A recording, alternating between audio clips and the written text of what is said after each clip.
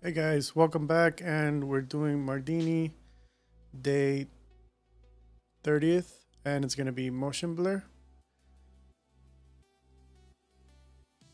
All right, so let's get started. So let's create a sub create.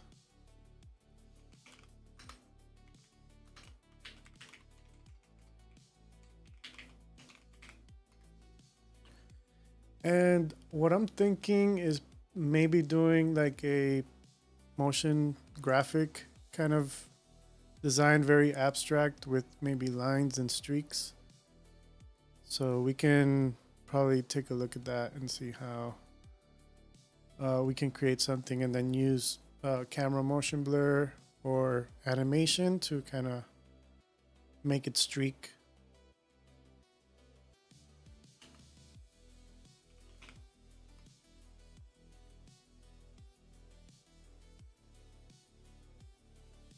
All right.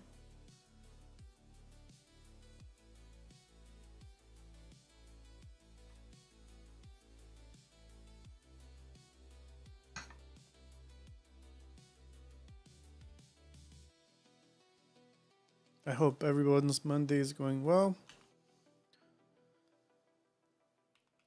So I'll start with maybe like a circle.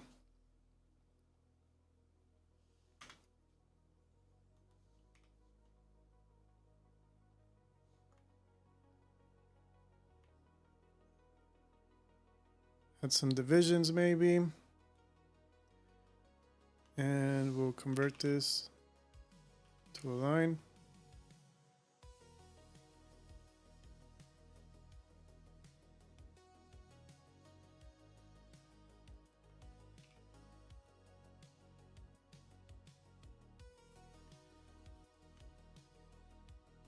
And maybe like do a carve.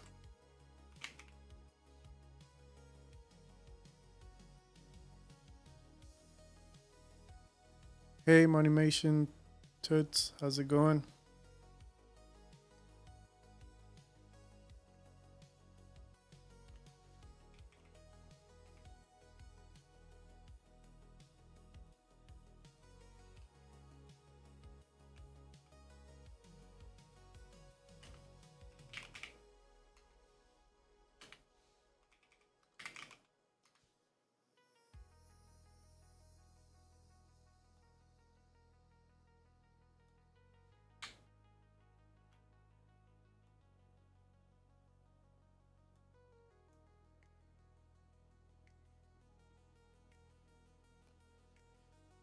You started working in Solaris or? Yeah, for me, I started working here.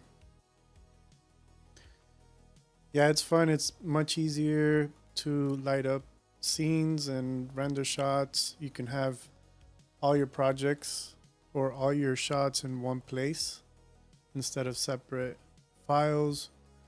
And as opposed to in the object context, you got to turn off nodes and turn them on depending on what you want to show.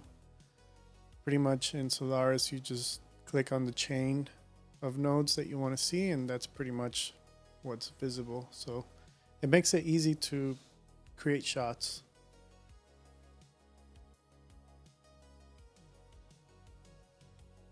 That's what I've been using for a while now.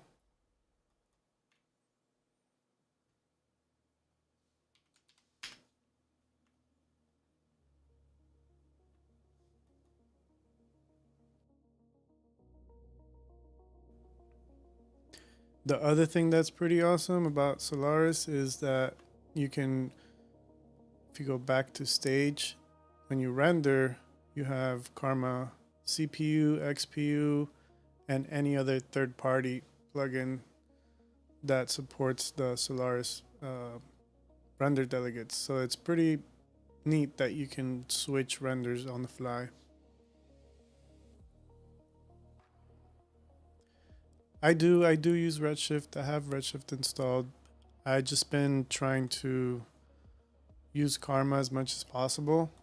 There's still a lot of stuff that I need to learn, and but yeah, I I've used Redshift for a while. I've also used Octane as well. The only one I haven't really like gone deep in, I've only tried the demo, is RenderMan.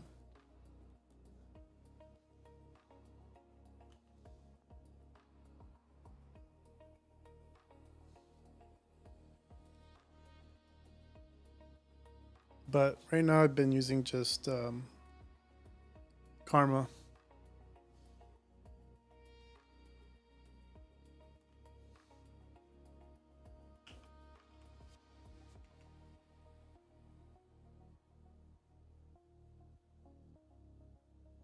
Yeah, Redshift, I would say Redshift and Octane are pretty fast, and then the easiest one to learn between both is probably Redshift.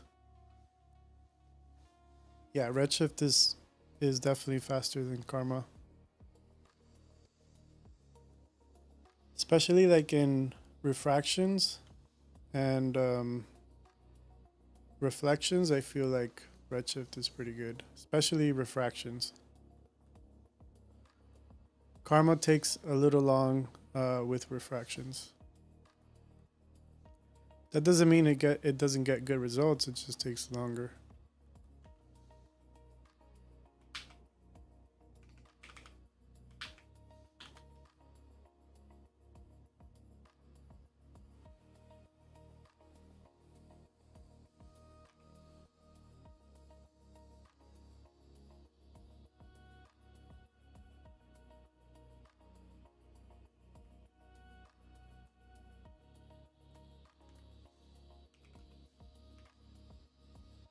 So yeah, I'm not really sure what I'm creating yet. Trying to do some like streaks of lines. We'll see how that goes.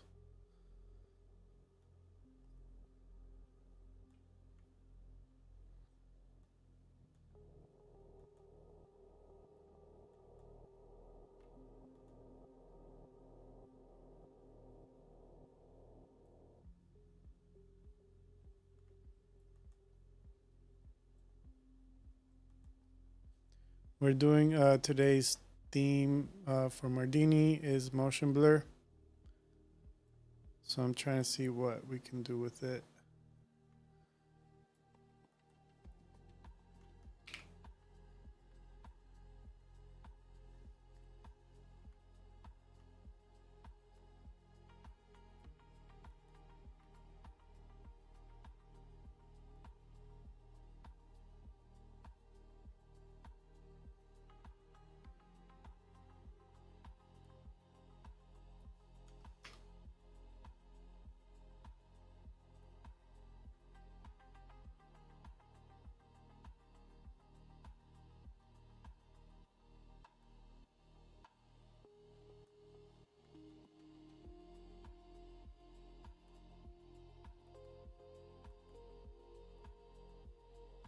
Maybe it's like something like we're traveling kind of around or something.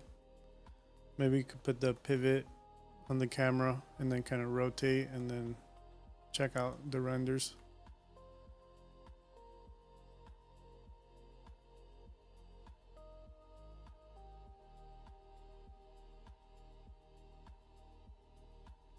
Yeah, for me, I was using Cinema 4D before, and it probably took me like 3 years too, also to be able to do everything that I do in Cinema 4D in Houdini. And then like once I was able to be comfortable enough in it, then I kind of pulled the trigger and I kind of threw myself in the trenches with a real project and just kind of forced myself to get it done using Houdini only. For the 3D, I do After Effects and other different software depending on what the project is. But yeah, once you understand how to use it, once you know everything you used to know in your other 3D apps that you learned, like Houdini's just like so good, so flexible.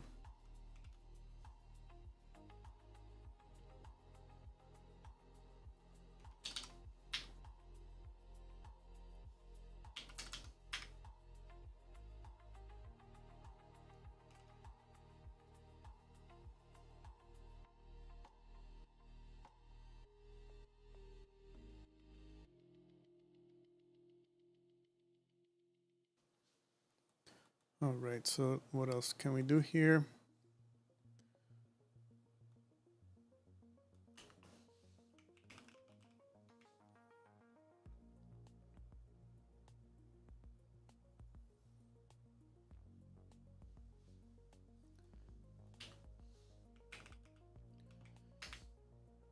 So here I'm just randomizing the colors for each primitive, and then I'll bring in color and into CD, and then we can add a ramp parameter. And when we step back, we should be able to change the colors here. However, it's not really working. Some points, primitives, there it is. So now we could tweak it to whatever color we want.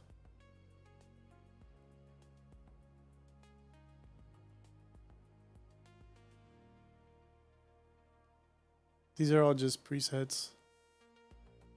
Maybe something like that. We could always change it later.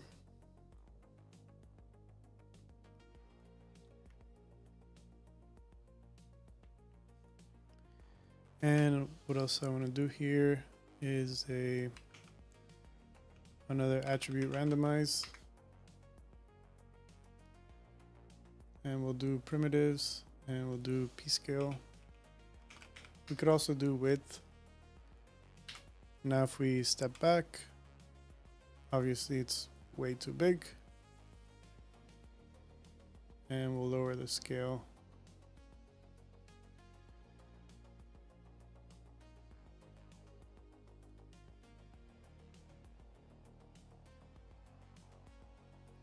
So some of them are thicker, some of them are, thinner.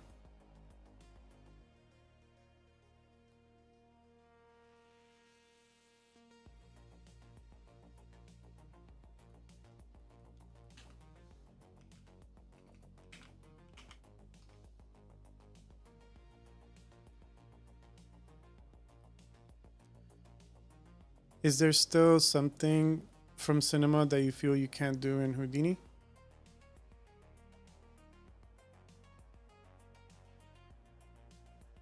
Just wondering.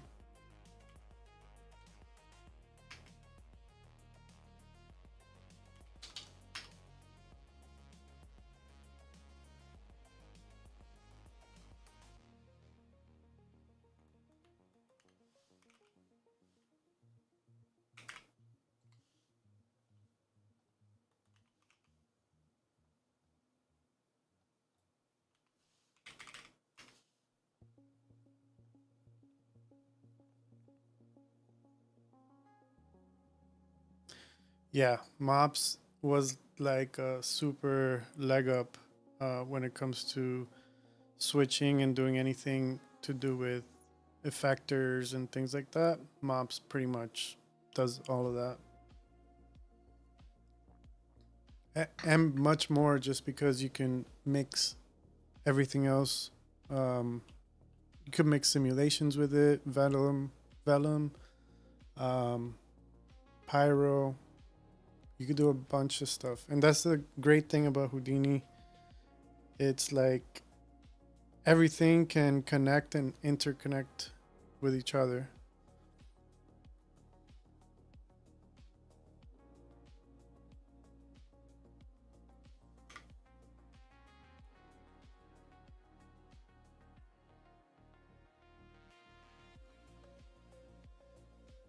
So this is kind of what we have now.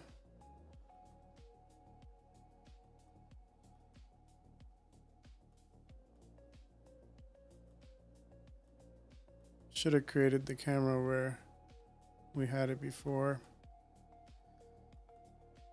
Now we kind of need a hunt for that spot. Let's change the view to like 24.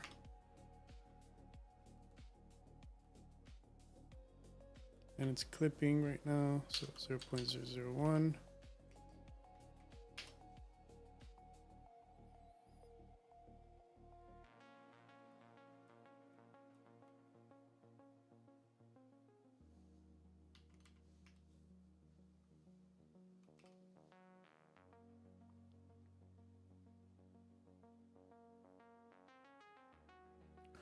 How do you get motion blur in Redshift and Solaris? I haven't messed with it in a while. I would guess it's in the render settings.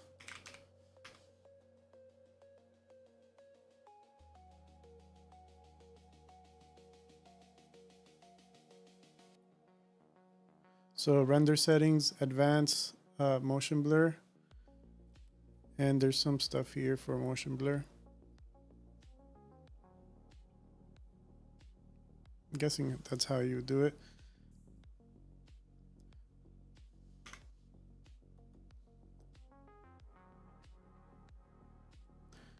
Sometimes too, like using the cache node helps with the motion blur. So you turn on subframe sampling, and then you have shutter, and then you pick the camera.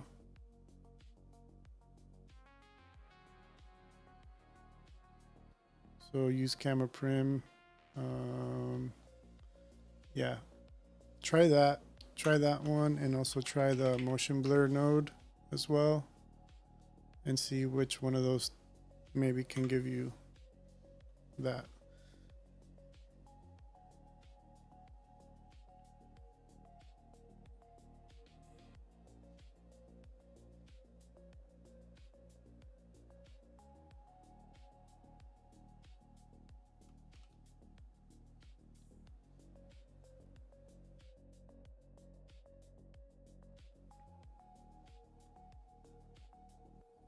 Yeah, give it a try. I'll also look it up later. See if I can give you a straight answer.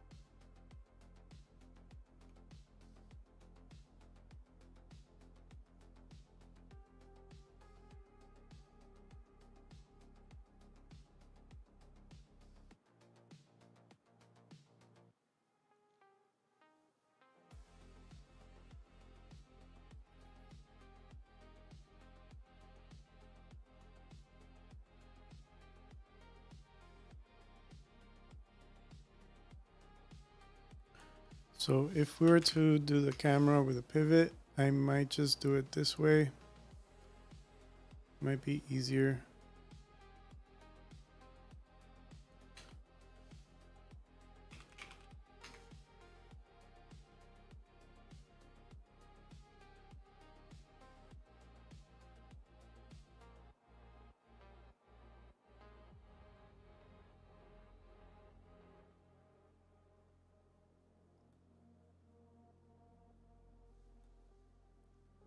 So if I do a $FF times 25. This might be too crazy, but let's see what we can get with it. And I think we need to do a cache node, I believe. Let's do karma render setup. Cameras picked. Okay, so let's do let's just do 1280 by 1280.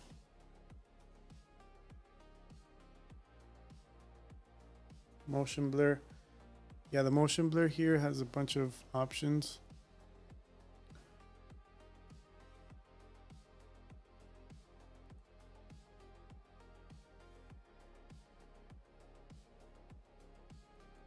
is.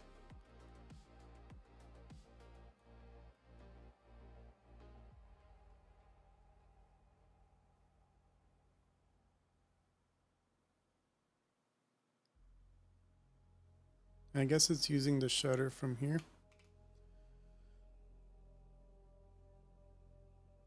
Right here, these are the default open and close shutter. So if we extend it, I'm guessing we should get more blur.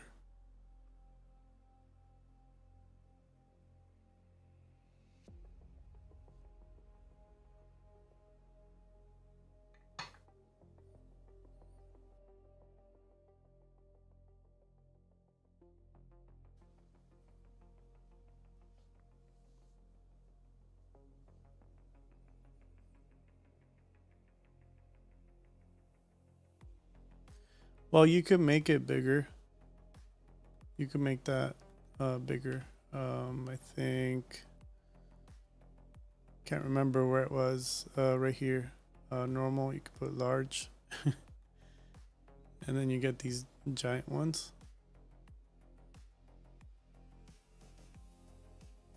So that way you know which one's animated.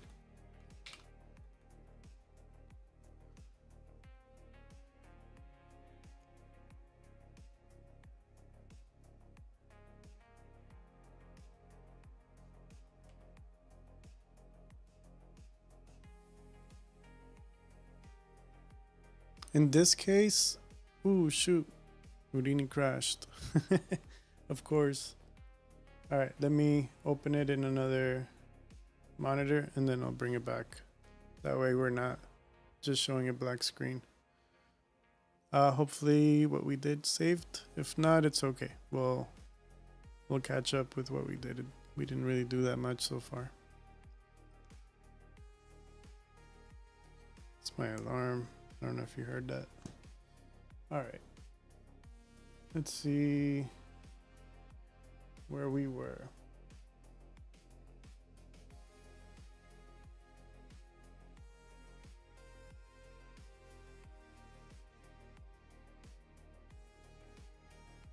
Okay, so I got this one open and we're back.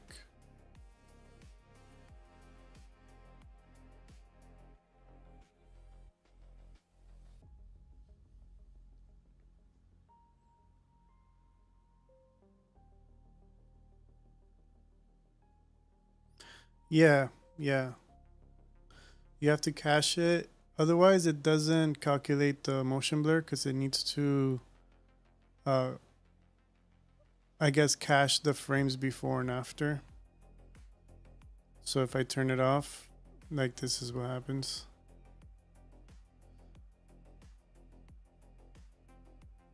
And I'm guessing if I keyframe this, maybe it will show the motion blur.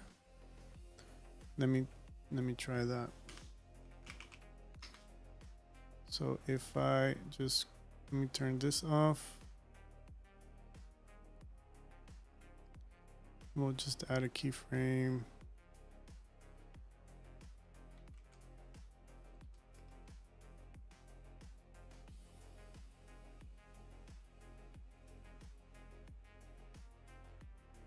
Yeah, it doesn't like it. Yep, for sure. Yeah, I was running that into that problem before.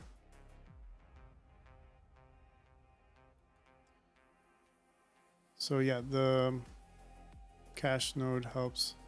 And I just put it to all frames.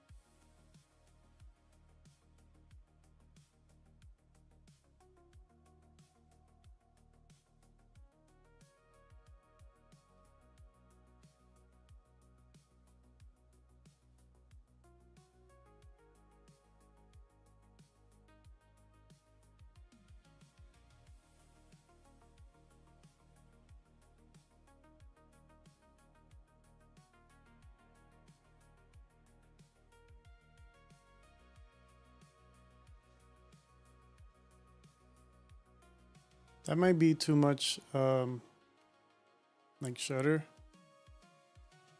So I'm just gonna lower it a bit.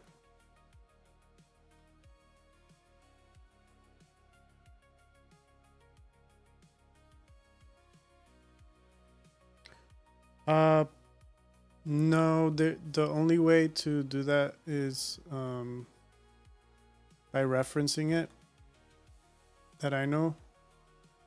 I also have like a script that can export it, but sometimes it doesn't work unless, especially when you have nested animations with transforms. I have a script here. Which one was it here now?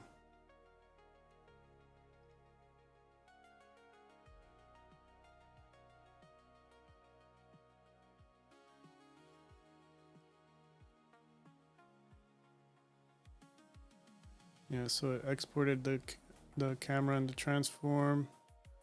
So the transform, I think, yeah, it doesn't look like it kept. Okay, yeah, that, and then in here.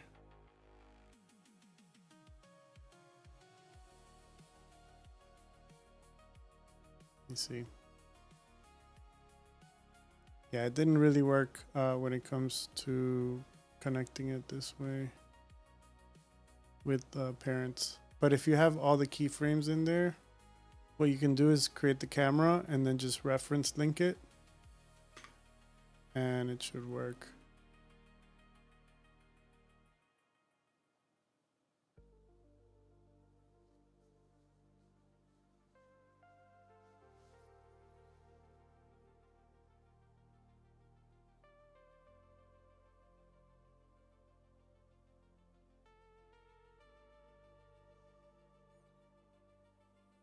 Another thing you learned today is to use the break node to connect the top of the camera, and you'll see it there. The break node, layer break. I'm not sure what you mean.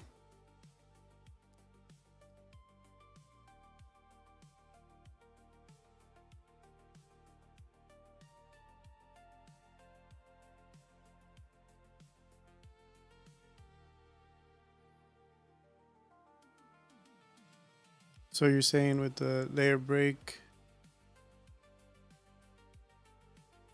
let me see if I know what you mean. You put it under the camera.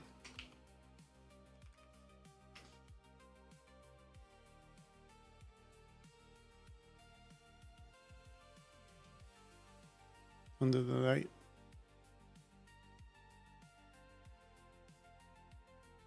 Oh, I see what you mean. Like it cuts everything from the top. So you just work on one thing, I guess.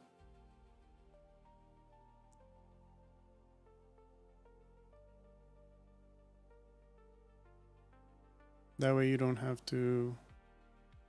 So if I have this here, then it shows up. Yeah. Yeah, that's cool. I haven't really used it, but I'll find ways to use it.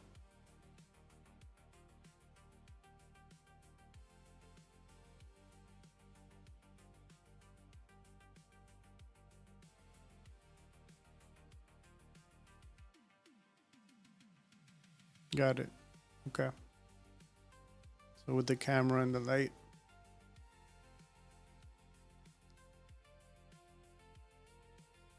Yeah, I'll look more into that.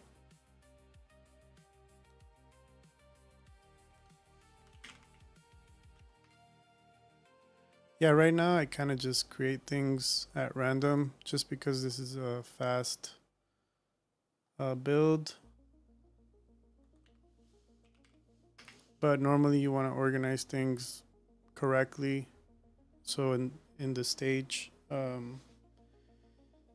in the, what do you call it? stage graph tree or scene graph tree. Everything is kind of organized. And you can link the things in the proper way.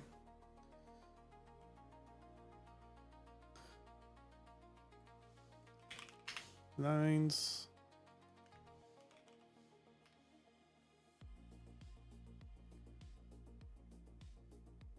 Let's try emission and emission color together.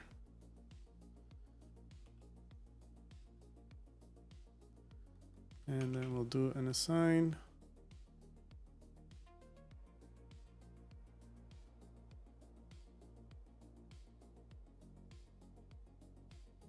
We'll probably drag the curve.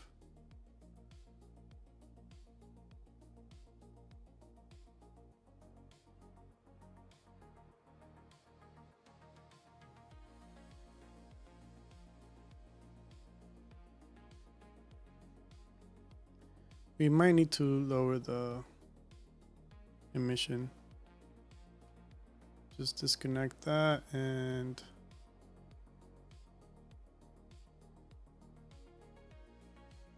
just put it at 1 for now. We could also add it to the base color. A little more saturation there. And I'll remove the shading, the specular, I mean.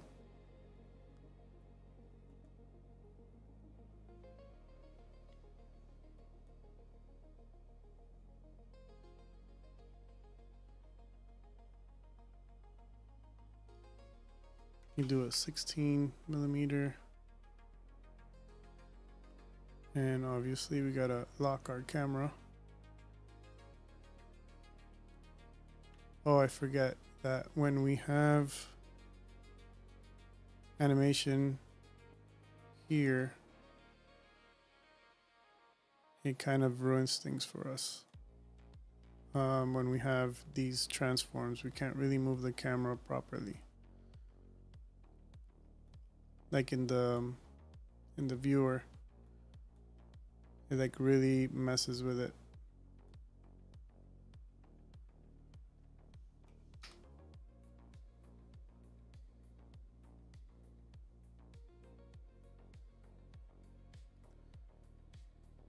Let me disconnect it for now and move the camera.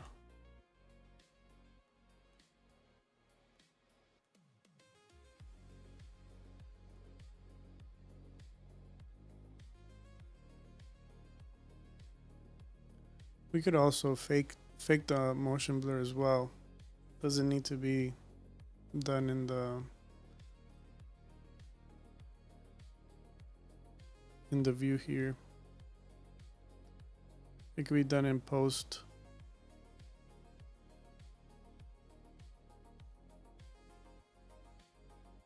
Yeah, I haven't done things properly how I should be doing in Solaris. Yeah, grafting it would be better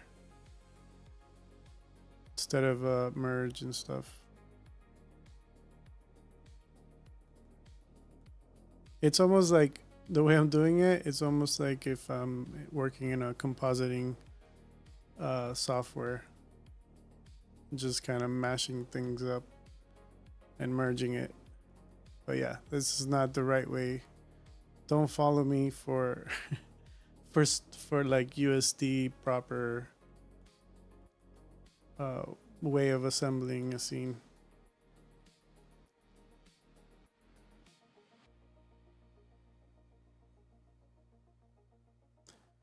I also come from a motion design background, so I don't really do like I don't really need to work with a lot of people, and most of the people that I work with, they use cinema, so I'm usually like the only Houdini person. So I need to force myself to actually,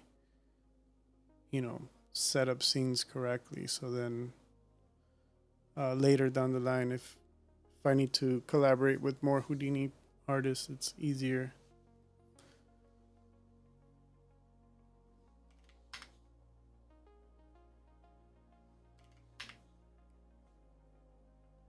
Yeah, that's just too little of a motion blur. It needs to be more.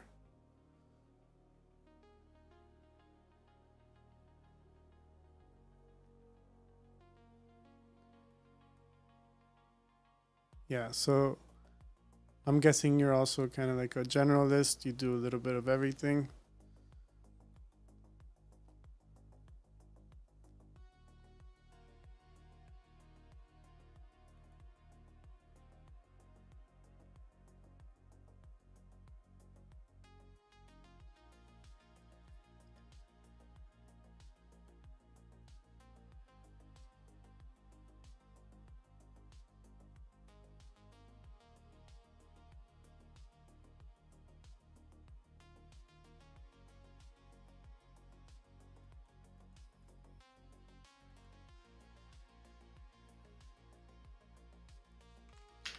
Yep, yep.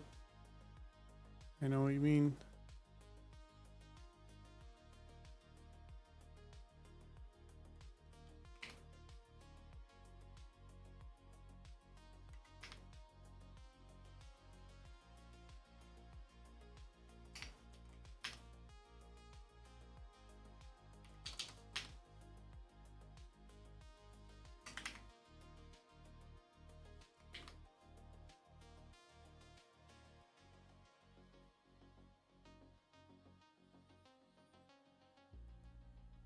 Let's add more shutter. Let's go crazy with the blur.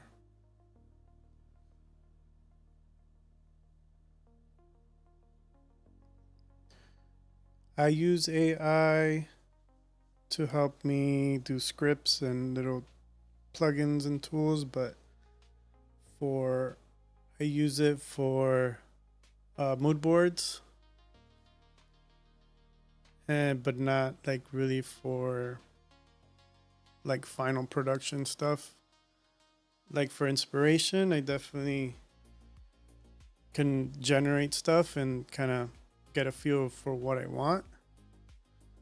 But like for the final render, like not really, because when working with the clients that I have, they need things to be like exact, especially if it's like industrial stuff that they have CAD files that need to be done a certain way, and they want certain things to show, and the angles and everything needs to be perfect. Like that wouldn't work. Like AI doesn't really work for me for that. I'm sure like if you're doing entertainment, maybe like if you're doing projection mapping or graphics like that, you can get away with using AI in your workflow, like for video. But so far, I haven't really been able to use it for a paid project.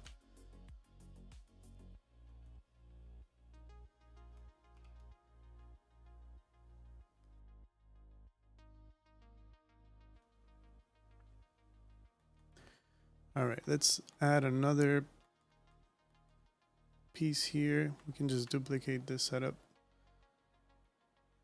move it up, and maybe rotate it like 180.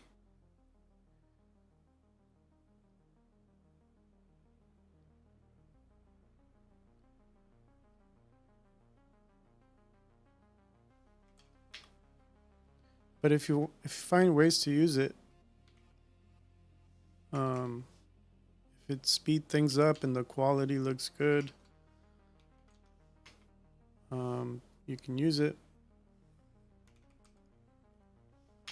The only thing is like if they want to change one little thing, regenerating it again might change just everything.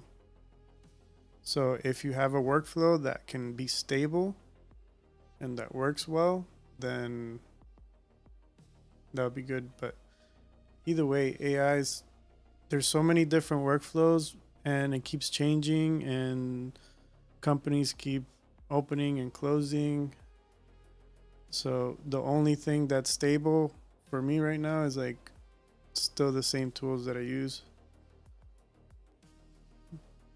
But yeah.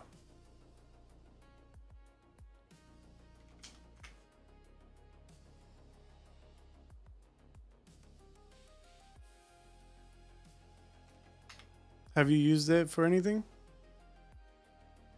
Oh, okay. You don't use it. Yeah, it's kind of hard.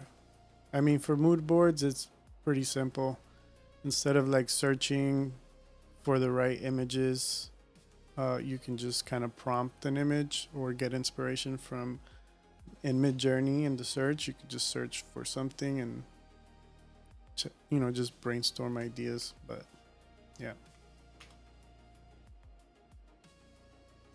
yeah, I use it to also for that. I use Topaz to upscale things. Not all the time, but there are certain instances, like for example, like a stock footage that the client sent that was 1080p. I can upscale it, for the shot that we're using, and it looks good. And also, if like the footage is like steppy, maybe it was at a different frame rate. You can use Topaz, and I think this like Topaz video. I don't remember which one it was, but it smooths out the frames as well.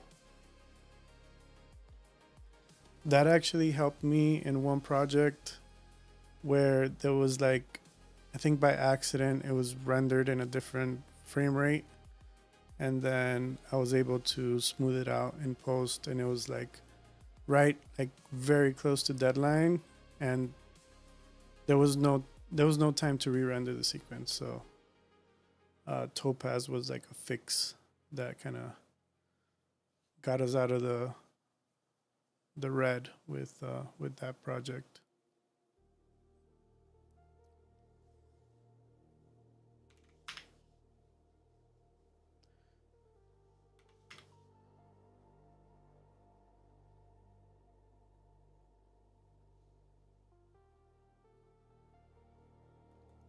Yeah, I'm not really sure how this is looking. It looks okay. I don't even know. We're just kind of spinning in circles right now.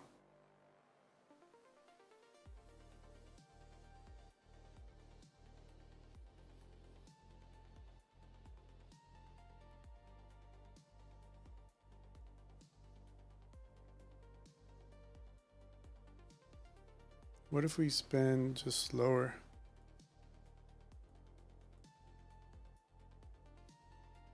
Oh, did we? I think we deleted. This is the one with, okay. Let's delete this one. This is the one with the keyframes. This is our other one. But all of these need to be switched. There it is.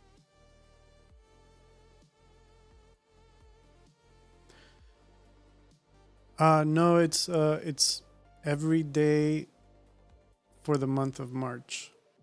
So we still got today and tomorrow, the 31st. Today is motion blur, and then tomorrow is refract. And then it's officially closed, and then you're gonna have to wait till next year. But there's other ones. There's like I think it's November. I think that's part of Blender. And then there's another one that's Vex related. Vexember. I don't know. I can't remember the name. But yeah, it's really good if you have the time, the extra time to join. It definitely, the prompts kind of challenge you to use different areas of Houdini that you wouldn't normally choose to use in your projects. So that's kind of been a challenge.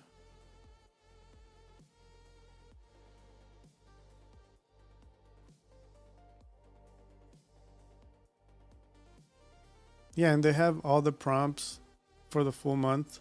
So you don't need to do one every day. You can pick one that you really want to work on and then just submit that one.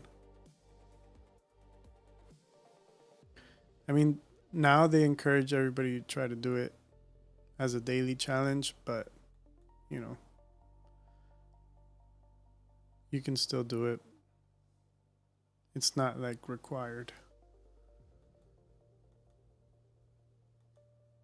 So I'm wondering if I need to add samples somewhere because it looks kind of choppy.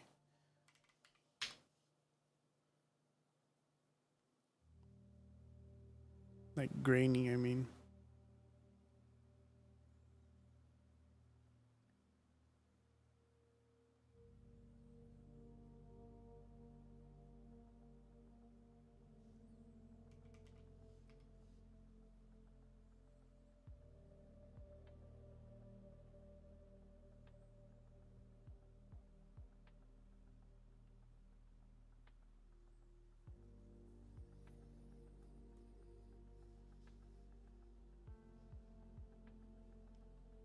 Yeah, this is looking interesting.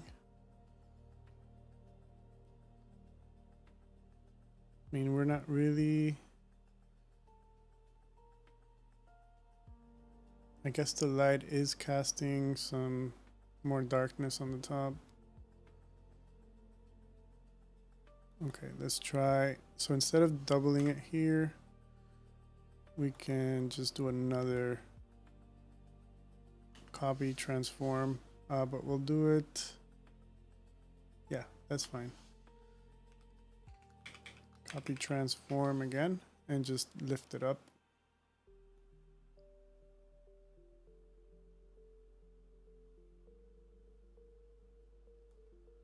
And if we rotate it like 45 or let's do 180.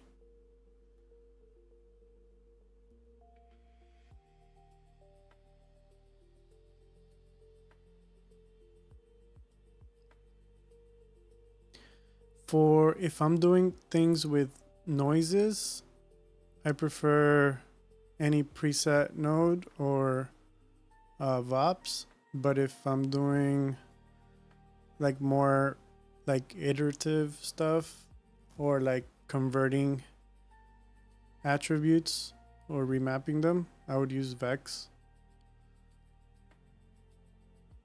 Yeah, that I'm more comfortable, I guess, with VOPs and then a little bit with Vex. I guess I'm not as good with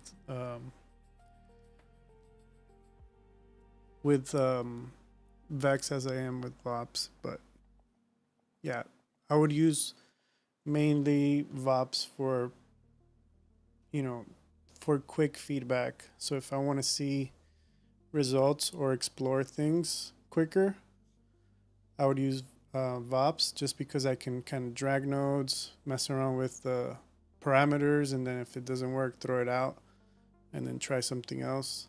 But in Vex, you kind of need to have all the code written correctly in order to see like the final result. And then if you want to have sliders, every time you make tweaks, you got to delete the spared parameters so you don't get all your sliders cluttered up. Yeah.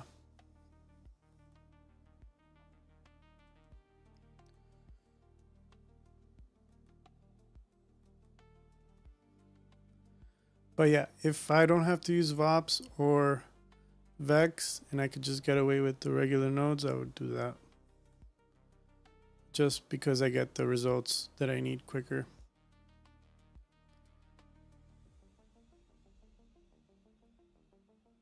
Yeah, it looks like kind of like a silk or something. It's kind of just an abstract background. So we're on frame 26, just so I remember, because it's going to change on every frame.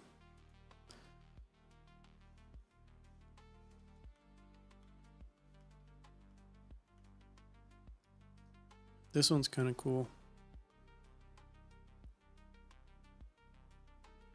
So we said frame 26 and frame 6. Let me take notes of that.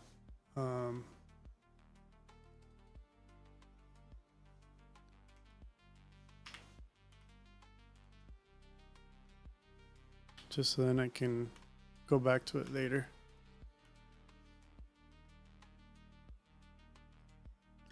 I'm using 4090. I haven't been able to get my hands on 5090. Which one do you use?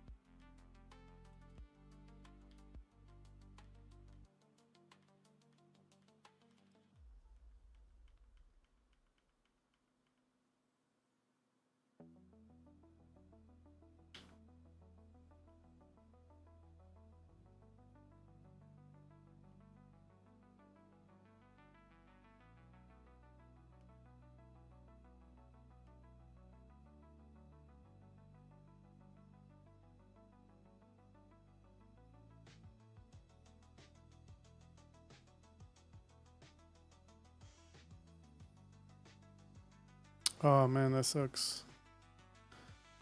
Yeah, I ended up selling my 3090, and then I got 4090 for one of my other computers.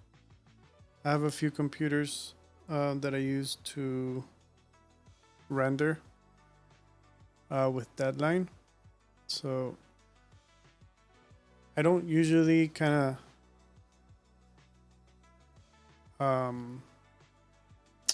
I don't usually like replace my whole machine and get rid of it. So every time I have enough budget to build a new computer, I make my old computer kind of like a render node, so it doesn't go to waste. Either way, you don't really get that much money back when you sell it.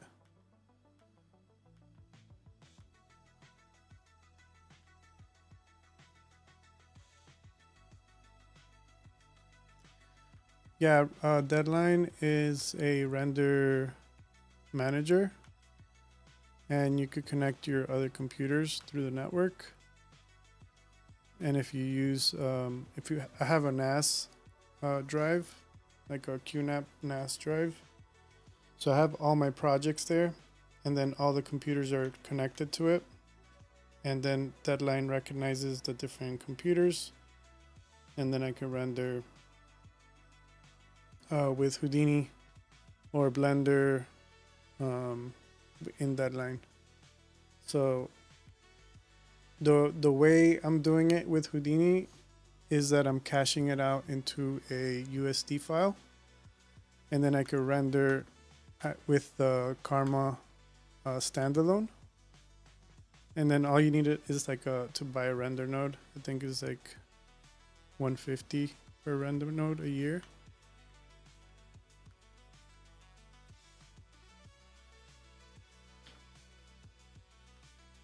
So yeah, that's how I use it.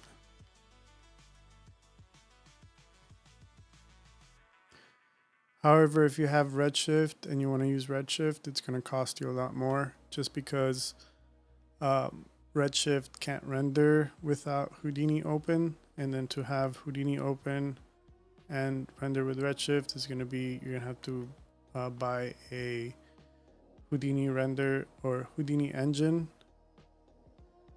license.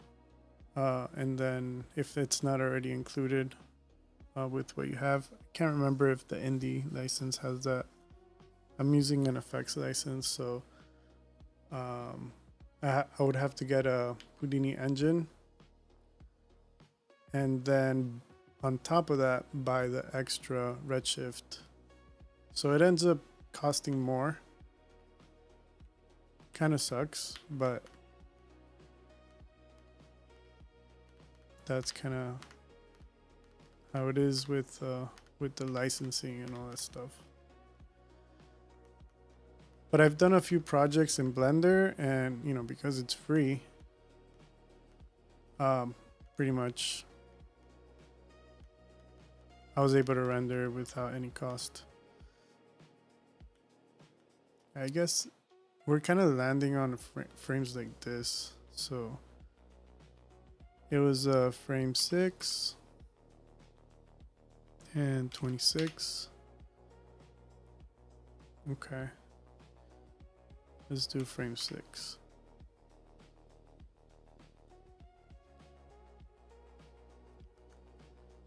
And let's try to render this at a high quality. We'll do like a Karma XPU, and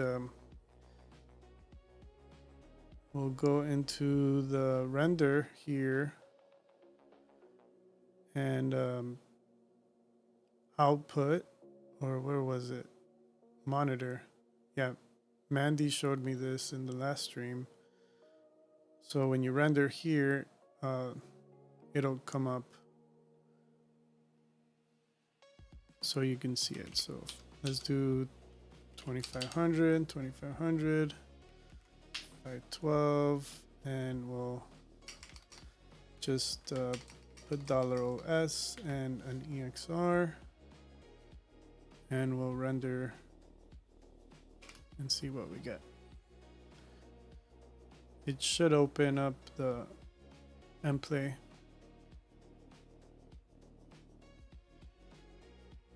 Here it is. So yeah. But yeah, deadline is, I think you can use it for up to 10 computers for free. And I think most freelancers don't need more than that.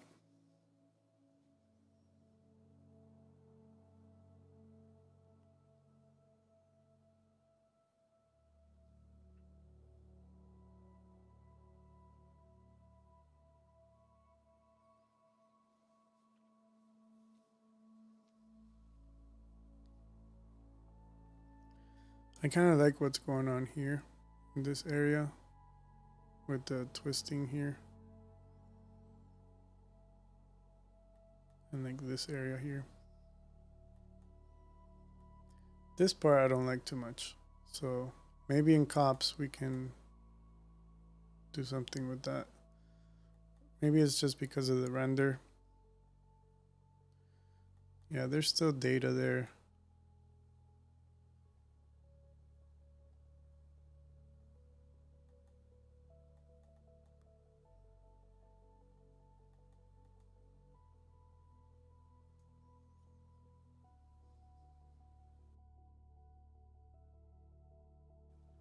Thank you. Yeah, I think it looks cool. It has potential to be a background for like a desktop background.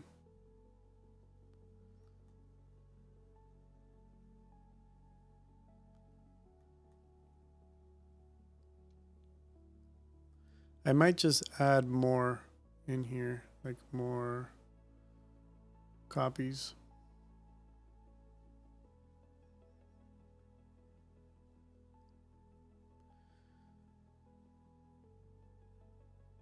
Yeah, that's always a problem for me. I don't do things like conventionally, like the right way, but I usually go by my eyes. And in like compositing and After Effects, I'll kind of like tweak things to be as close as possible. But you could render aces and then work in aces in After Effects and then just render it at a sRGB.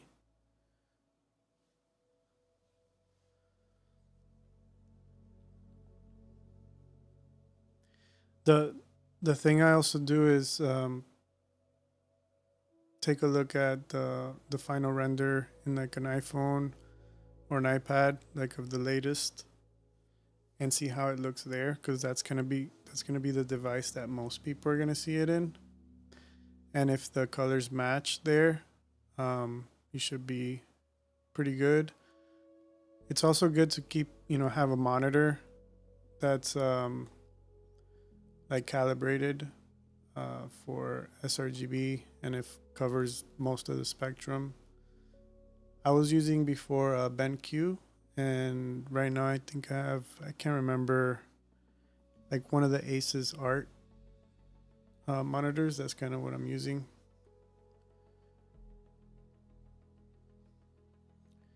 Yeah, I think it's untoned. So if I go to the render settings under advanced, right here I have OCIO disabled. So yeah, I'm just kind of going by eye. Let's do a cop network now and bring in our, let's see.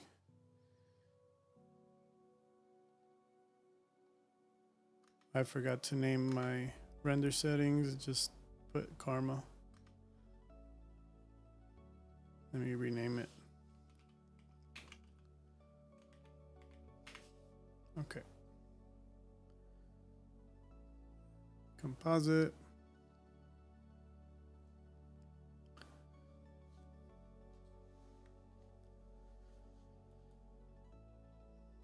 Yeah, it looks interesting. Let's add our background and do a constant.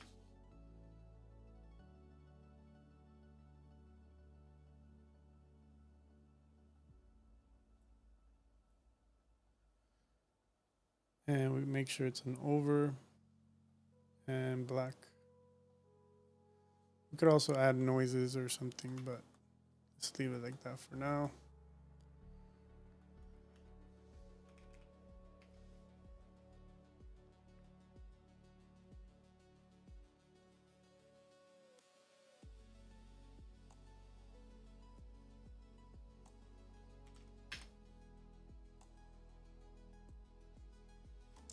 Yeah, cops is really cool. I can show you something and then you're gonna be like, I'm gonna start using cops now. Have you seen the flow block stuff?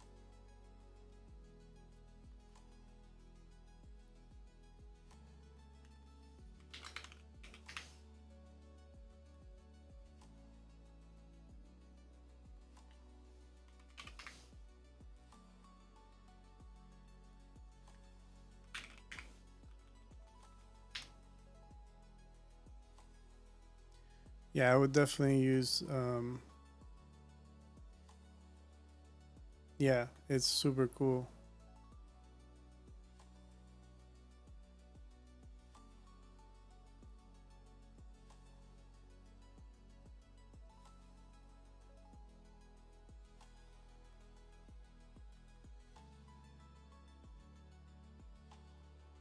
I think this will work. Let's test it out.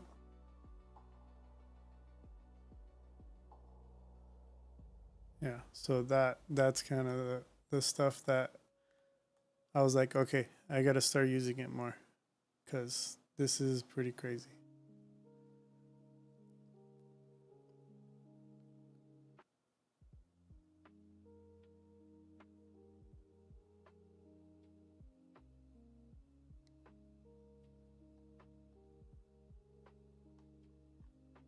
It's like a little fluid kind of.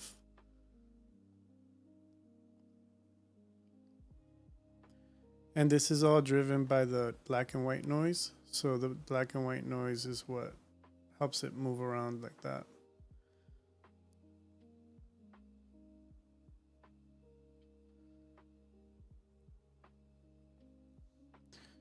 But yeah, this is kind of that setup.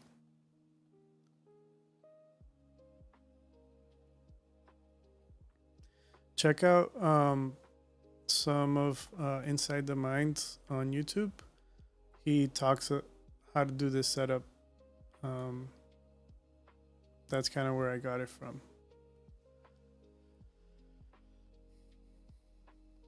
Hey Vegas, how's it going?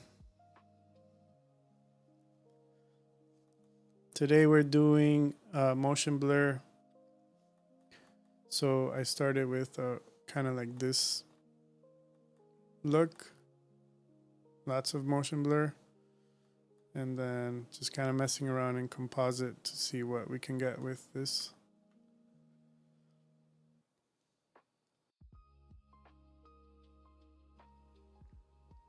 Yeah, check it out. See what you can use it for in your projects.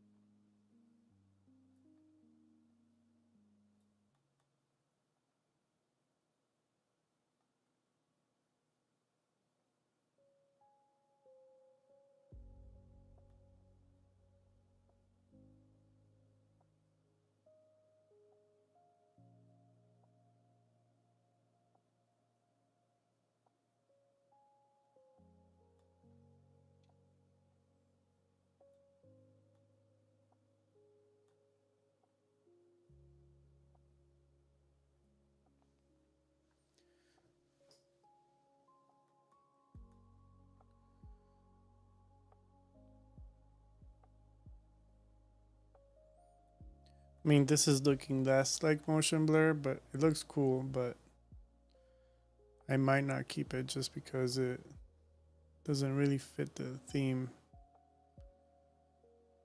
But it is cool. It does look kind of cool.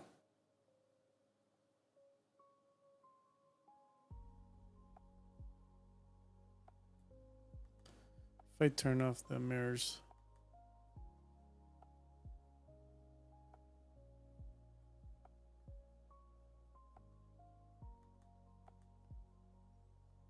Yeah, so we started with that, and so far we're doing this.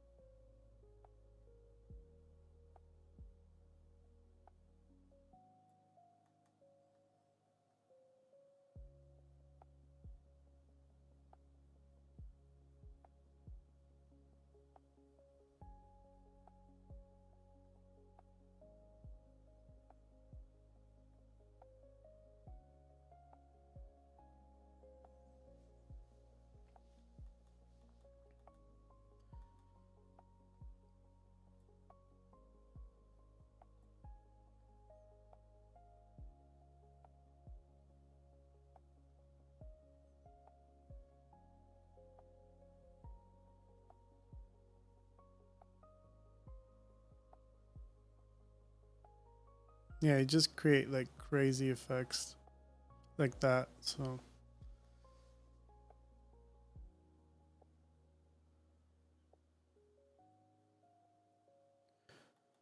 I mean, I could probably still use this maybe for another. Let's do a null.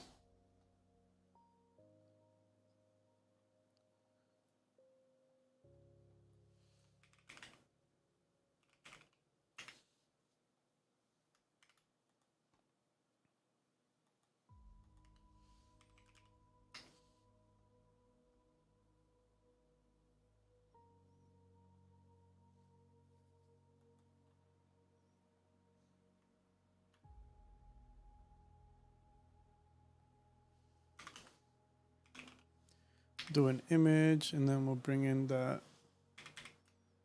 texture.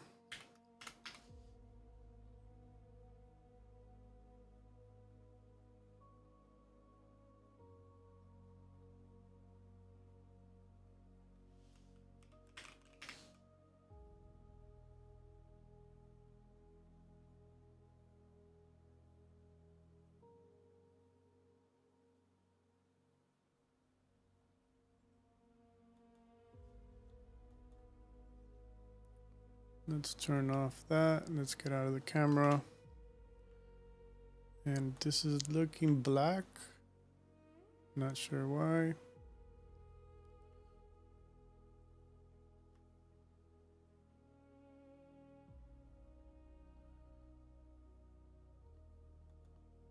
Oh, okay, it added the assigned material like way down there. So let's delete it. Let's add our material instead from here.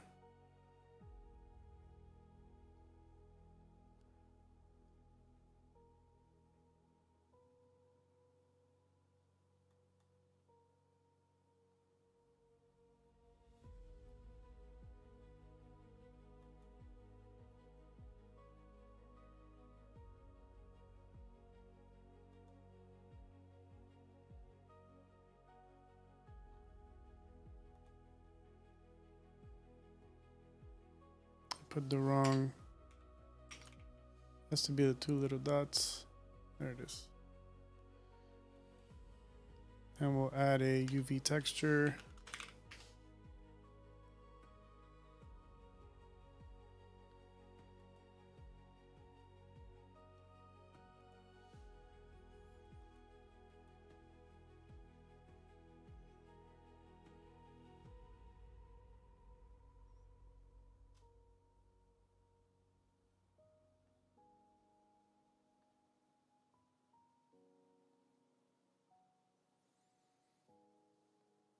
Yeah, and that's just the floor. Yeah, we don't really need it.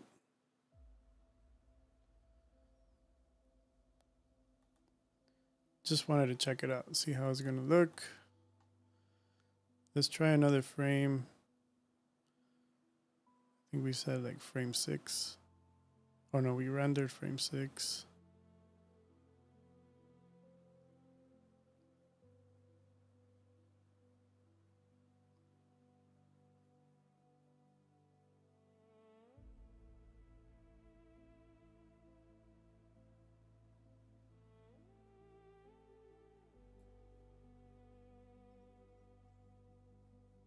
Let's do frame 6 again, but let's rotate the this like maybe 90 and 180.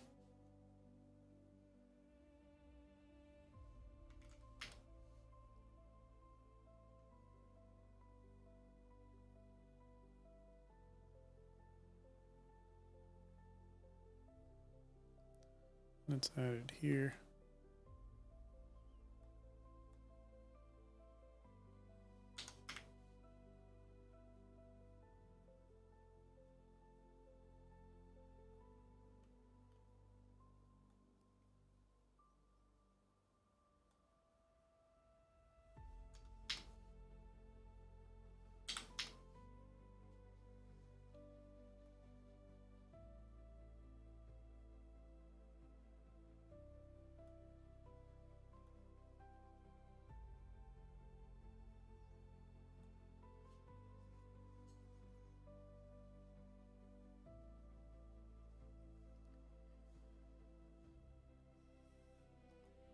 All right, let me change the focal length to something else.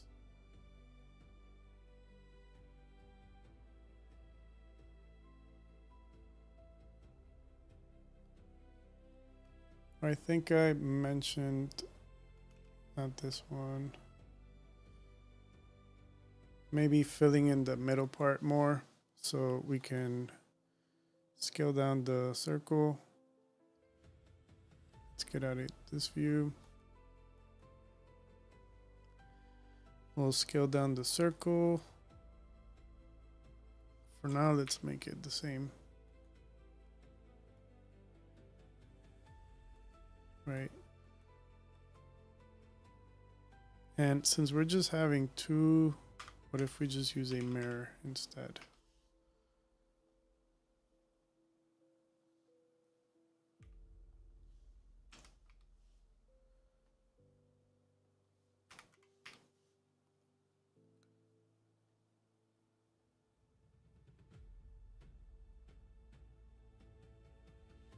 Why is there 3?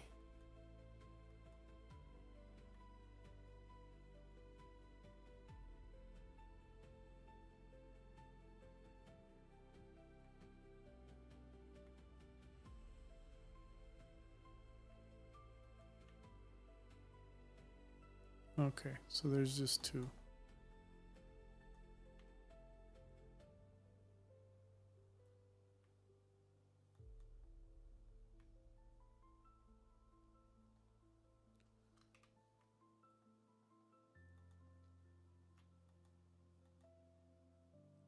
All right, so we're scaling it down.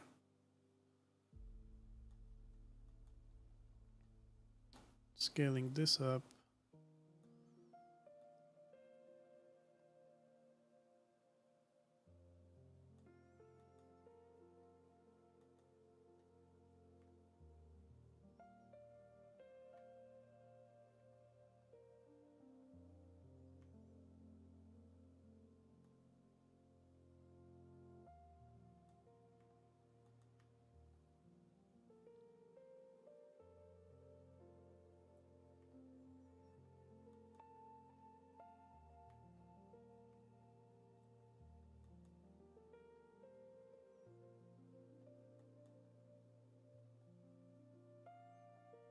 Maybe we don't need the mirror.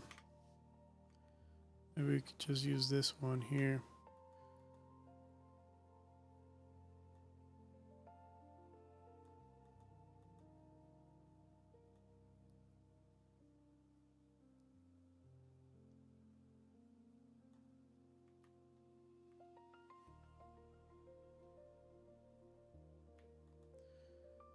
Then just mess around with, I guess, the displacement here.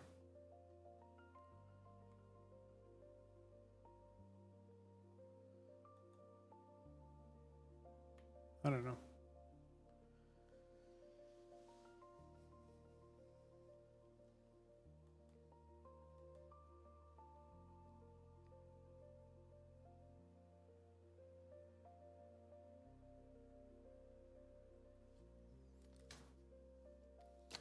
We could also have it extend up.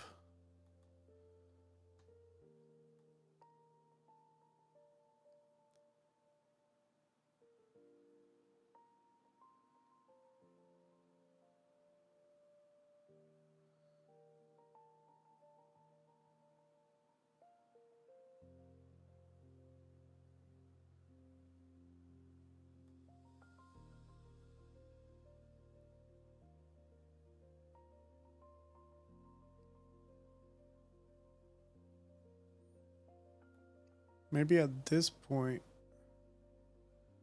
we can probably mirror it. Oh shoot, I went too far.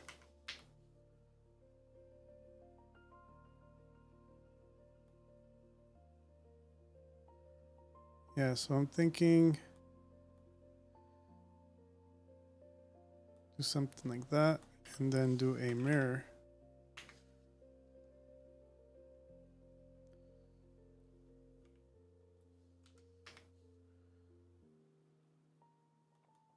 Something like this. I think that looks kind of cool.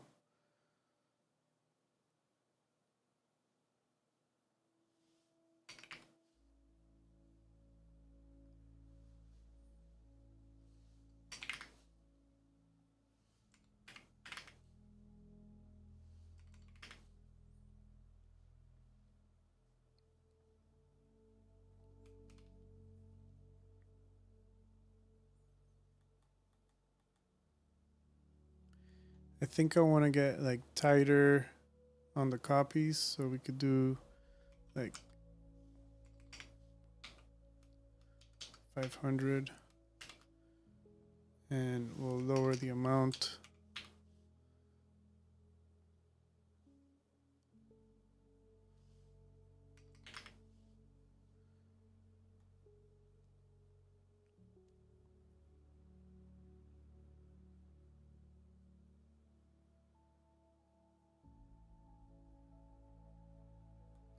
Something like that, maybe.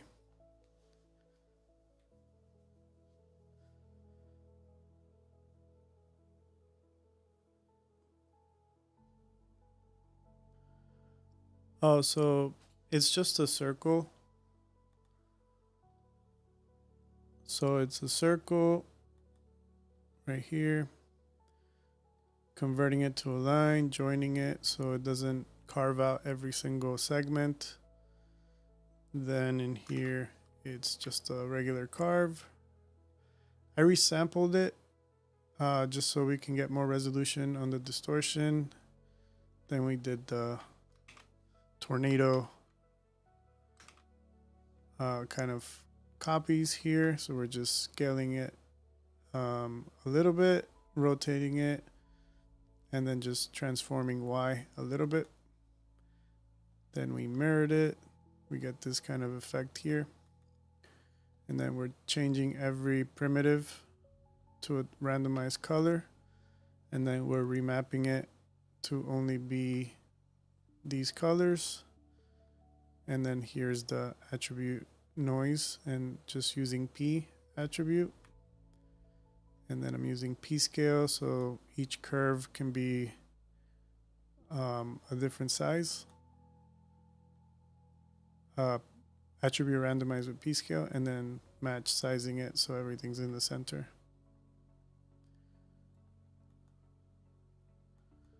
So yeah, it ends up with this really cool abstract effect that I'm kind of digging now.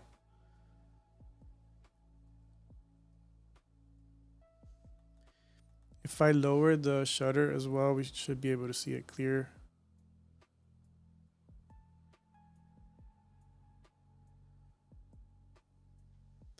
We can also add, so right now we just have a light here in the middle, but we can add a karma fog box. We can tint it like a blue. I don't know how it's gonna look yet, but we'll check it out. And we may need to move this light.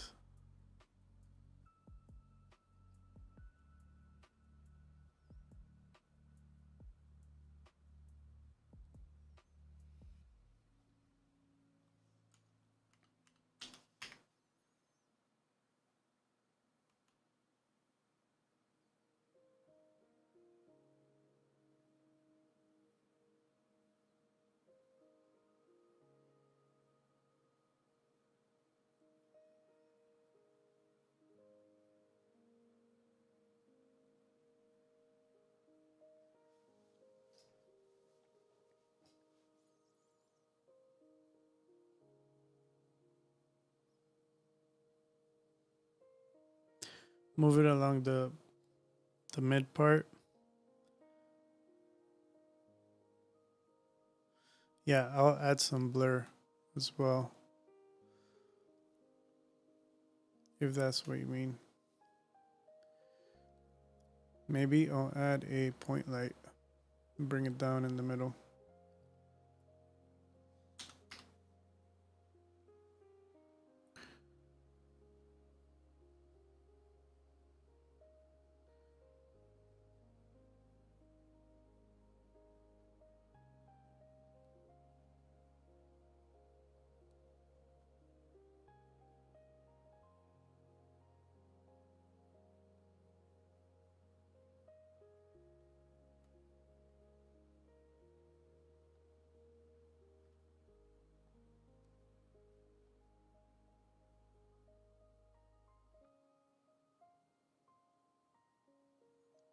There's also a cylinder.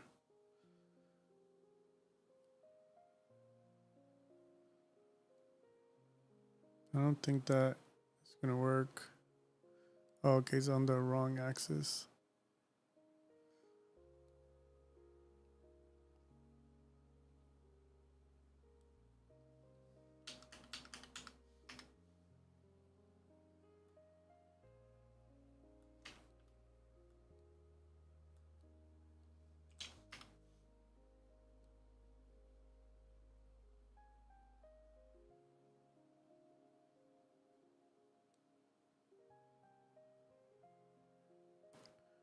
I don't think so. I think Redshift might have its own.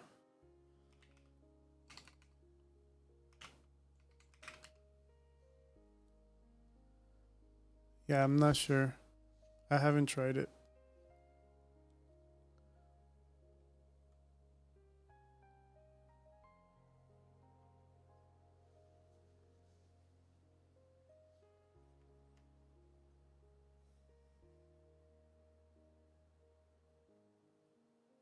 Put another point light.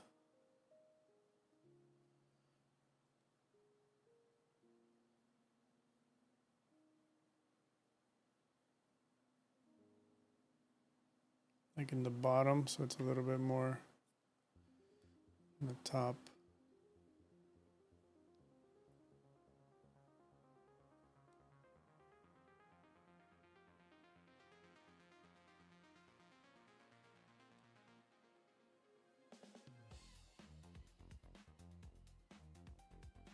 Okay, cool.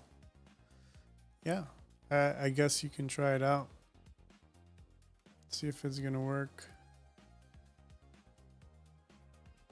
We need the cylinder light now.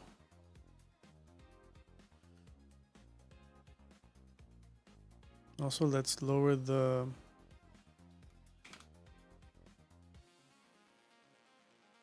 emission a bit.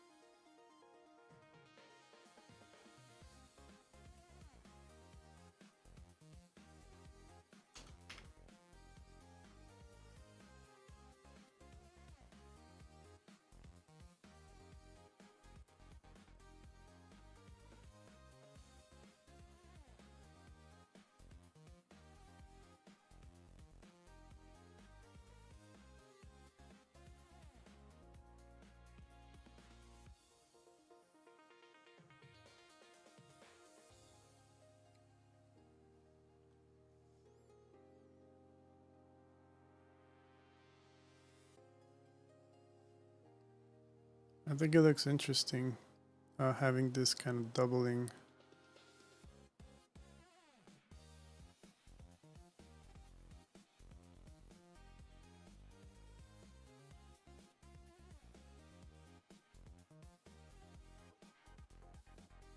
Let's add another, let's remove this light here, and we'll add another point light just at the top.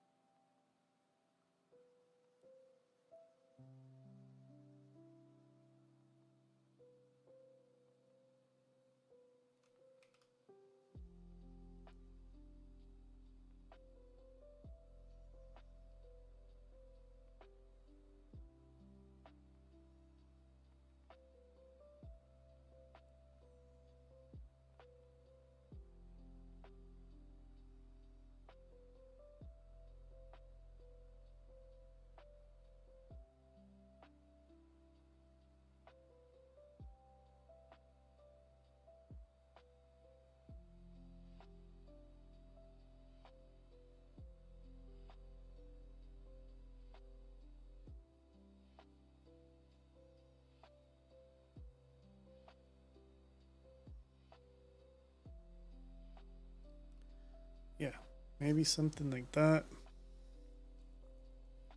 Still think it's a little bright, a little hot on the top. And on the bottom as well. We'll lower the brightness. And then the one at the top as well.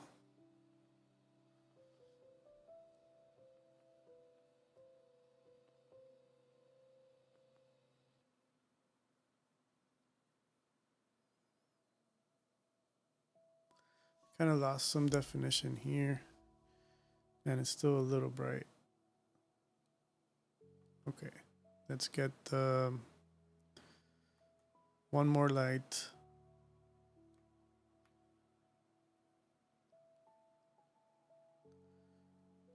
And bring it down.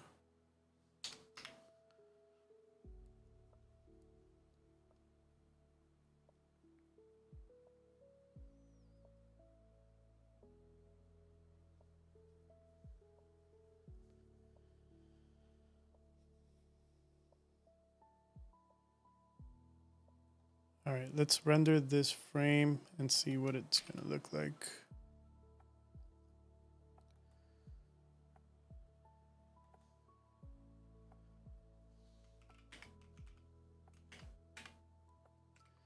Day 30th.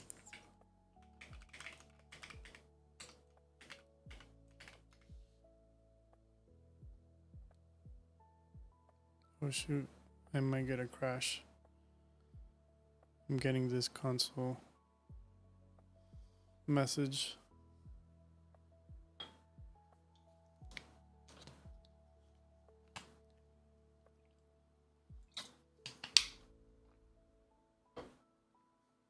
It like doesn't stop. Why?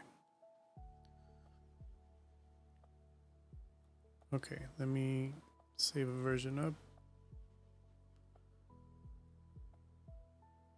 I don't think it'll let me.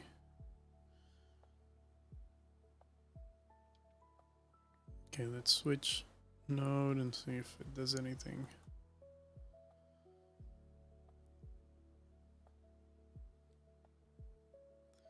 It's like on a error loop. The heck is this?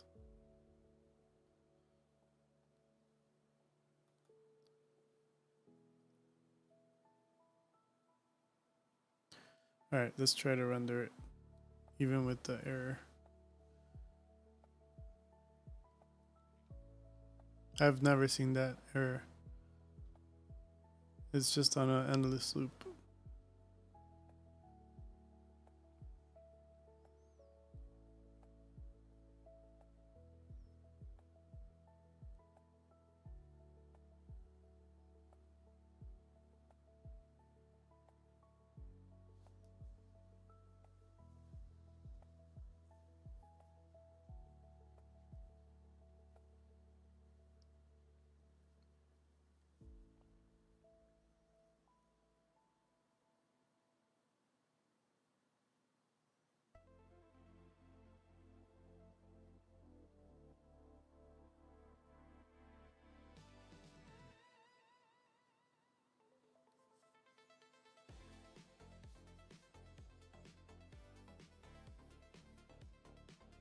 It's okay. We're still able to render it, so it's still going.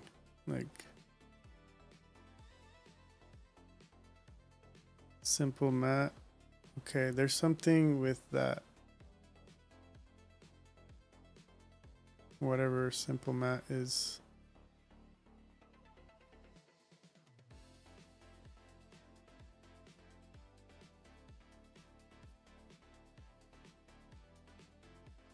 Thankfully, it's rendering.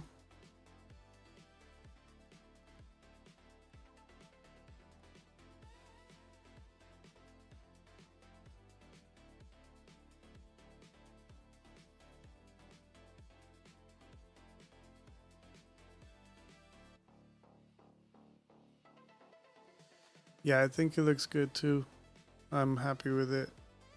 I'll try to do a few things, and yeah, it's definitely wallpaper worthy. I'm gonna try to do some stuff in cops. See, I'm not gonna do anything crazy, just kind of colors and contrast and maybe a slight glow for the hotspots. Yeah, we'll see how it comes out for the final.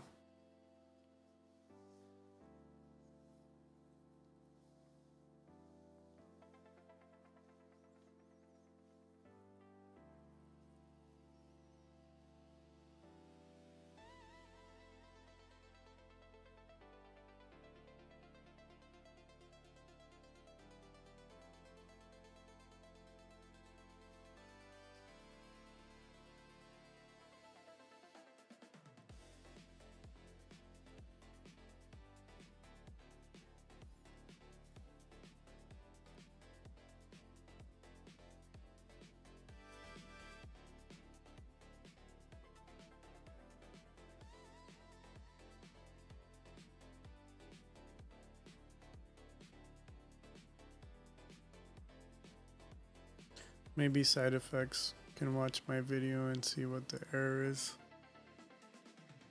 I doubt it. I doubt they'll watch it.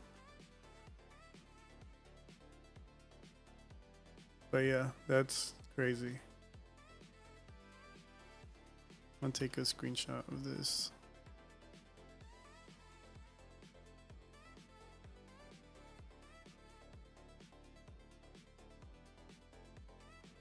Alright, it's almost done.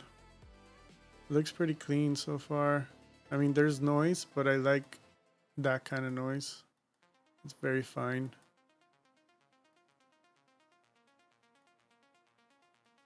I really love like this part here. Like this might be the area of the wallpaper for me. This part in the top is cool, but I think this bottom piece is what makes it much better.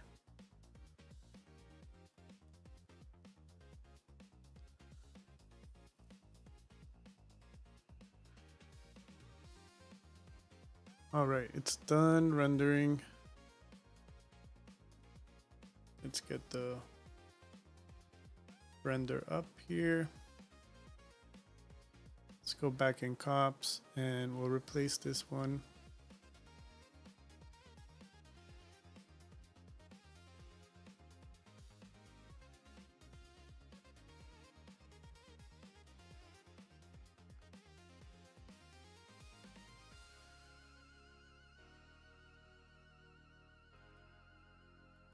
Okay, so we did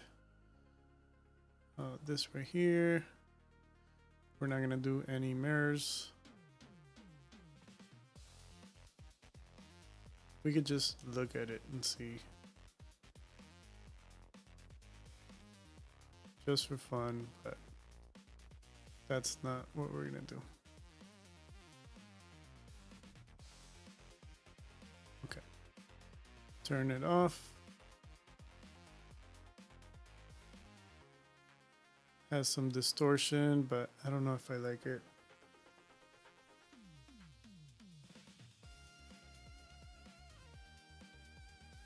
All right, let's go into, let's not do the distortion thing. Let's just do like a contrast.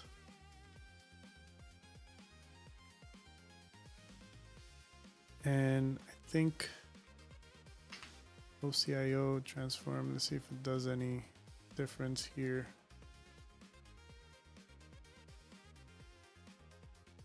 ACES CG to like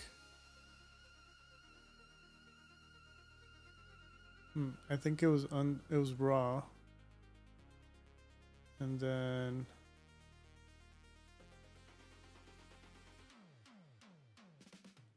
yeah, not much of a difference. There's really nothing here because I'm rendering it untoned, so I think that's what it is.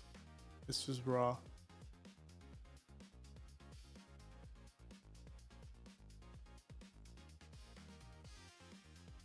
All right, let's turn it off.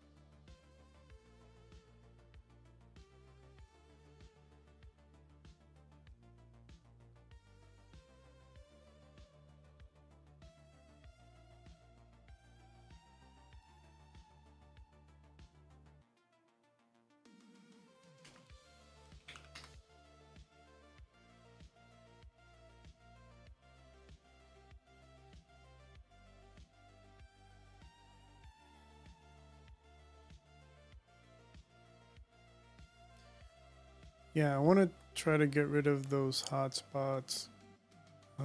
Either I'm gonna have to render it again, or like with the brightness on these not so high on the lights.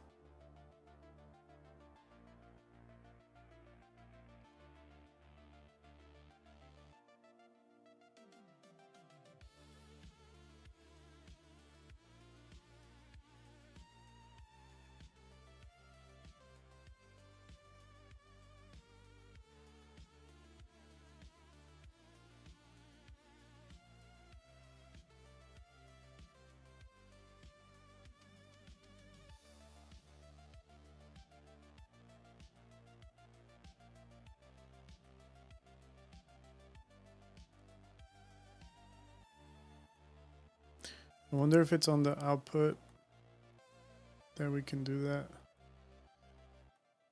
Yeah, because right now this is not really giving us any difference.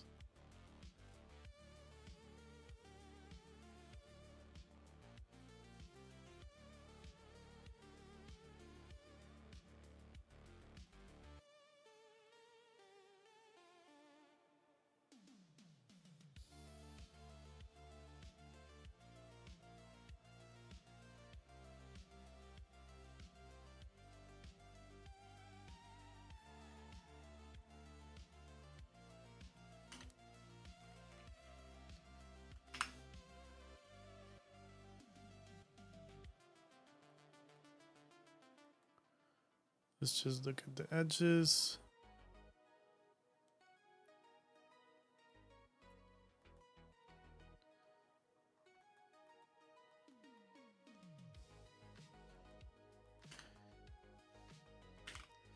If I save it as a PNG, I wonder how it's gonna look. Color space automatic. Let's do sRGB. All right, let's test it out and see how it's gonna look. $os.png.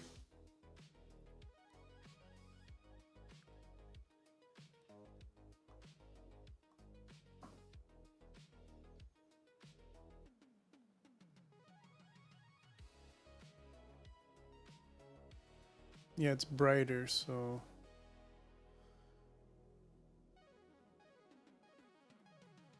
yeah, I don't want it to be that bright.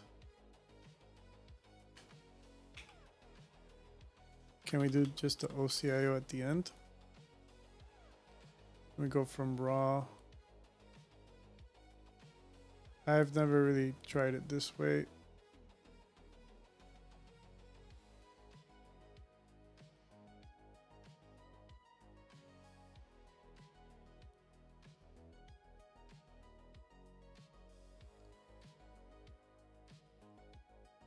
So it's saving it like how it looks in untoned. Because if we look it up here, this matches that. I'm wondering how we can output it. I haven't really tried it with cops here.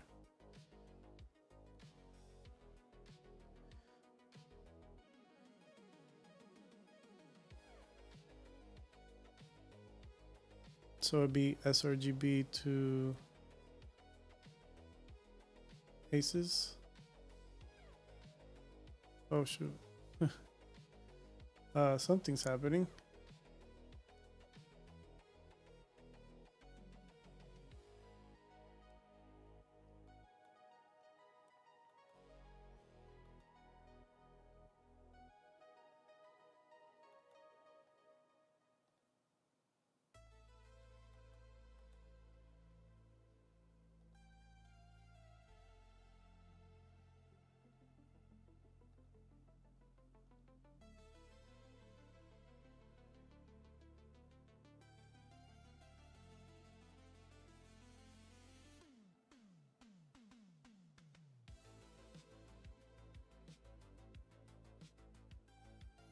Yeah, when it's raw, it doesn't seem like it does any effect.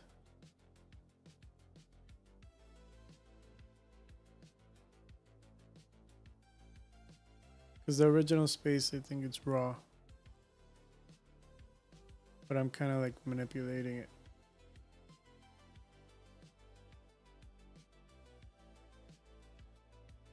Yeah, nothing I'm doing here is correct, but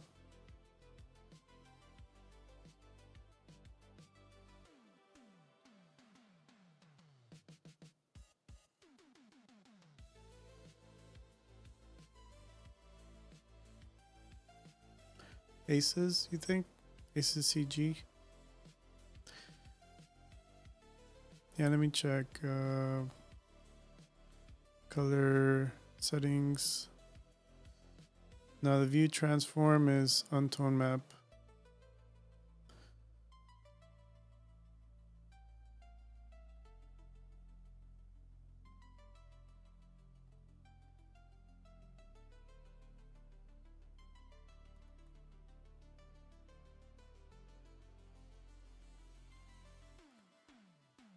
Aces 1.0 is what I like how this looks.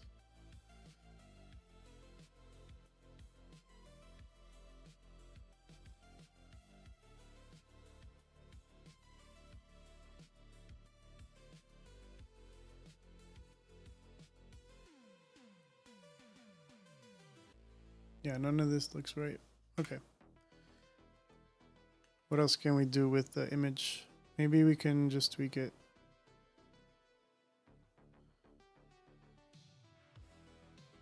Gamma.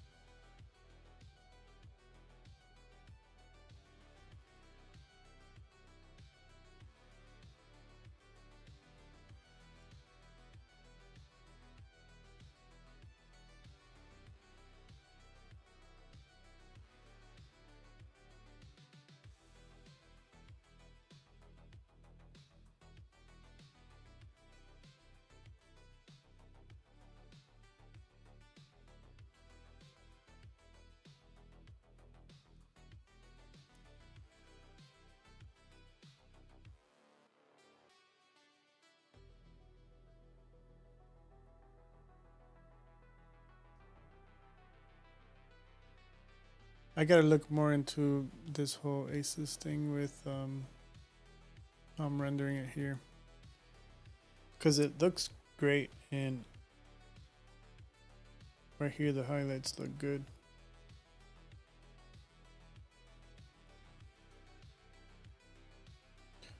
So if I look at the Aces in this view, yeah, it looks good there.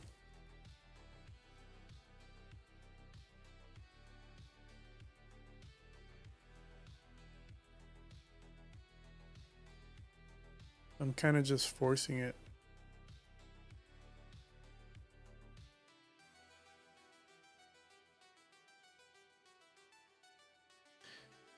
You know what I forgot to do is render some motion blur, or sorry, some depth of field.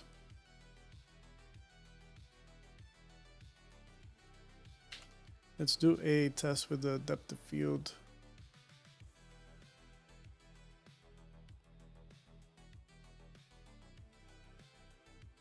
So we'll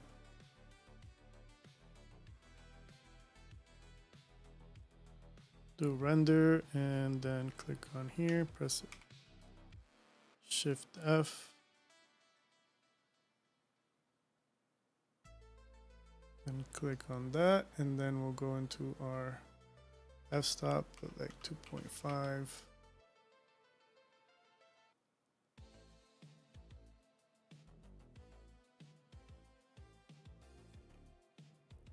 One.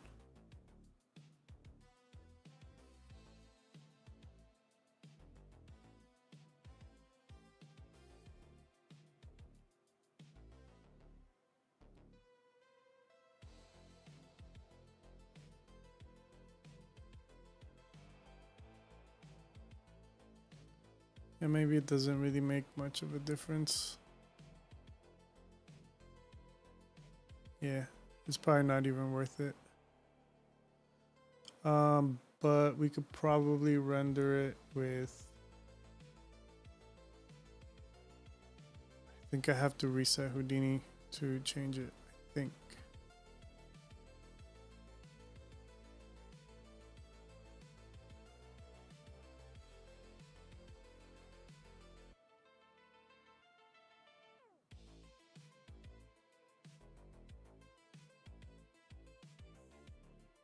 Okay. All right, so let's check.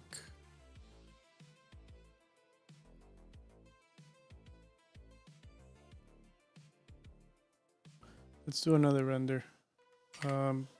Version 3.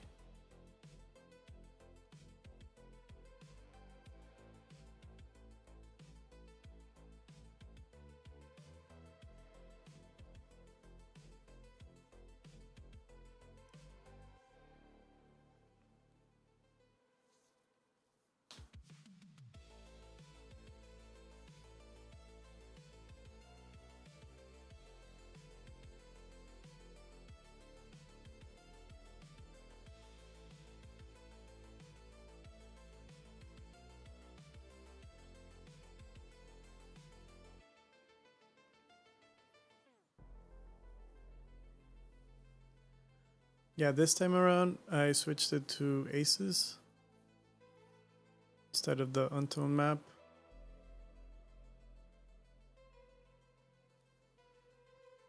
Yeah, usually I put it as untoned map just so it's easy to bring into After Effects and then just work from that.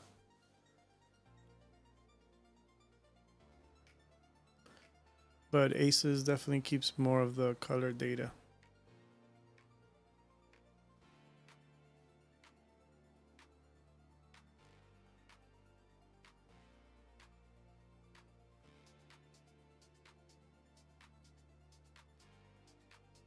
Yep, I think it looks better.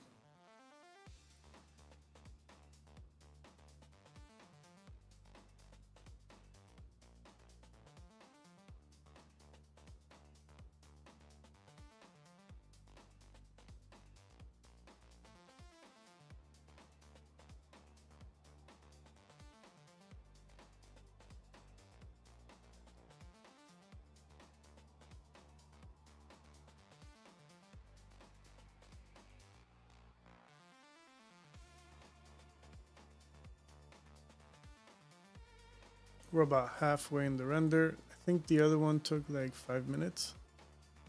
We're like 2 minutes in.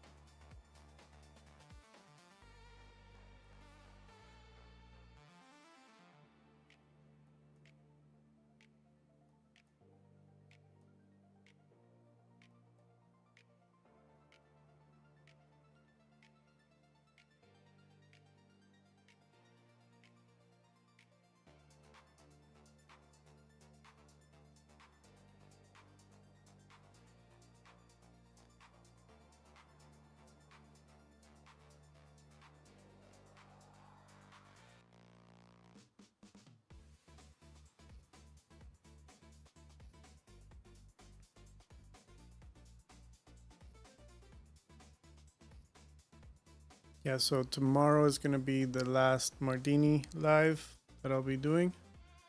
And then I'll go back to regular videos for YouTube. This has been a pretty crazy month trying to get every day a new render out.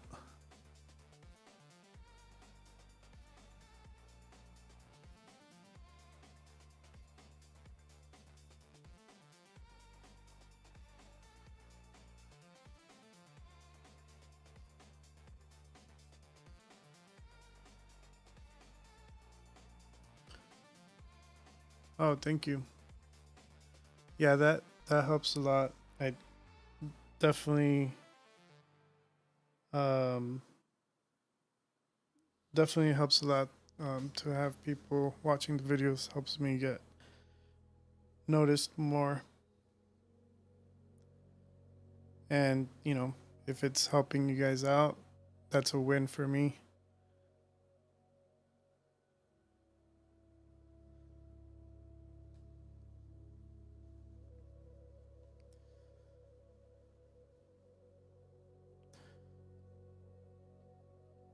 I always like helping people in any way I can with any 3D stuff or any motion graphic stuff related.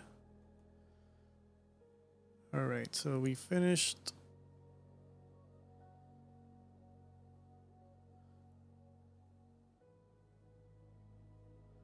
Okay, it's still looking the same, but it might be due to like it's not converted yet.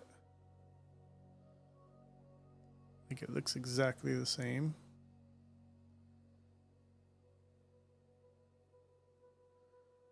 All right, let's look at it. So there's no difference in how I set it up before.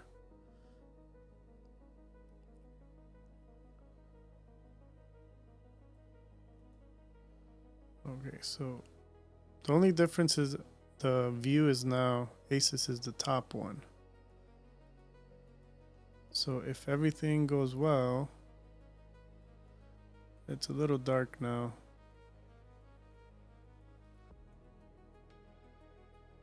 Probably remove the gamma.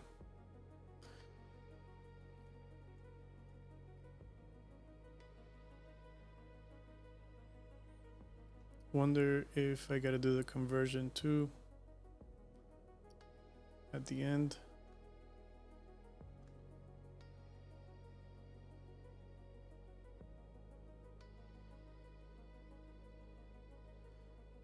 Let's try the OCIO transform, and we're going from,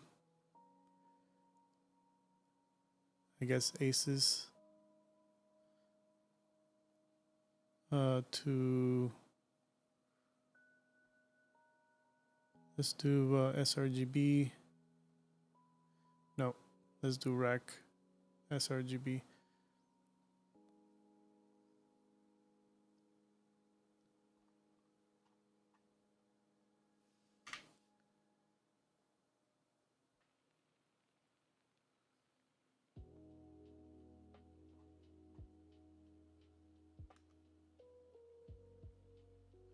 Yeah, it's looking like this, and it's not right.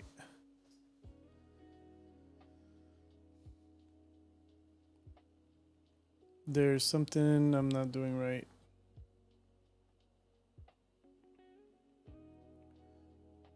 Let's remove here the put automatic.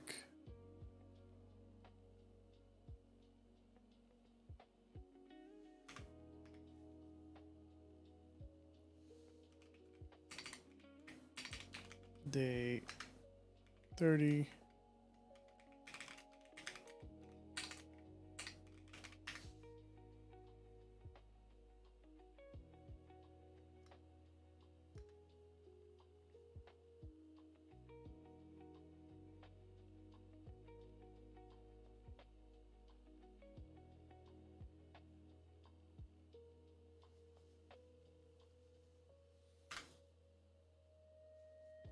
Yeah, it's still not saving correctly here.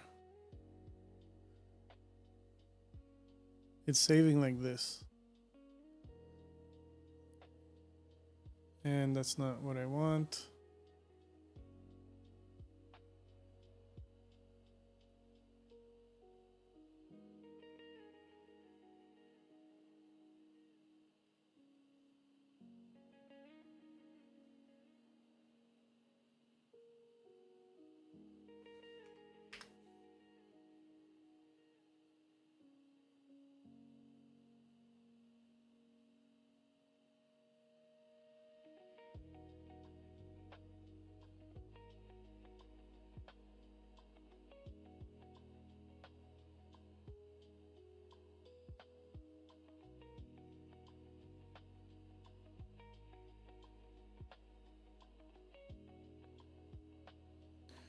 Yeah, I wish there was something that can just do it automatically.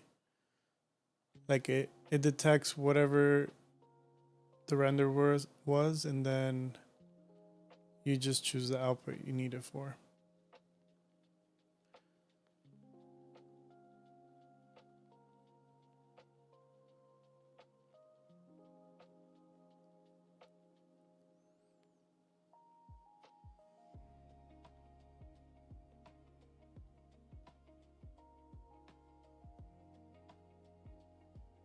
Okay, so space to view.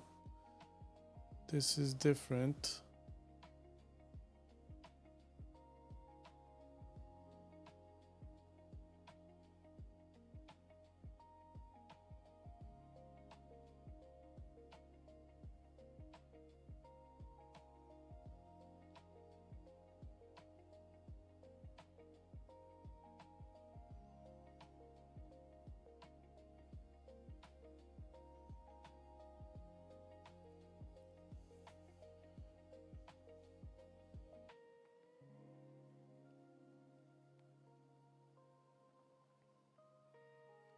Yeah, I'm gonna need to learn how to do this, cause with cops, cause it looks different than what I do in After Effects. In After Effects, I just kind of change the color space overall to aces, and then I render as uh, output to sRGB, and then it works. But here, there's like a weird thing going on. So this is how I want it, but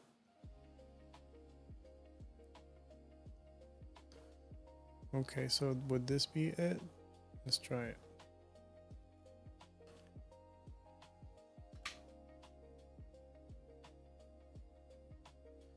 It's like brighter.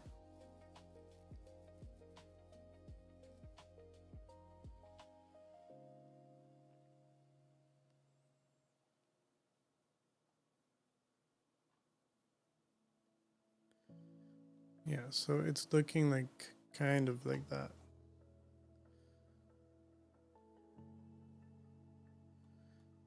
It's still showing like on tone map.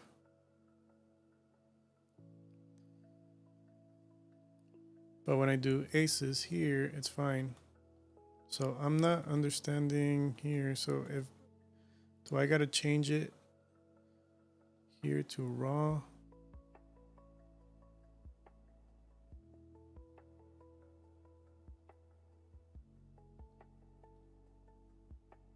Or here raw?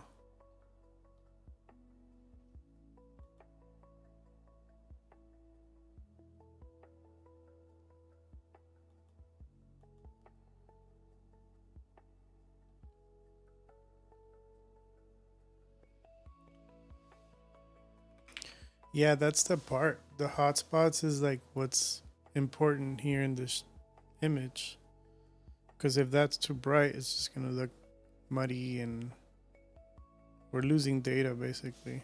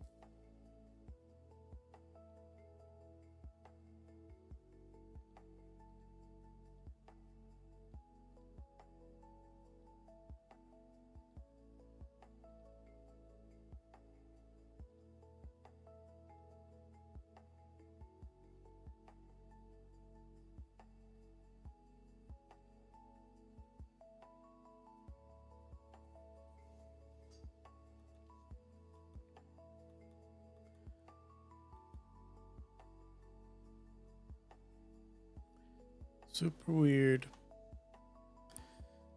Yeah, so this is the longest part of the stream. I didn't mean it to be long, but I kind of want to fix this. Let me look on the side effects and see what they say about that.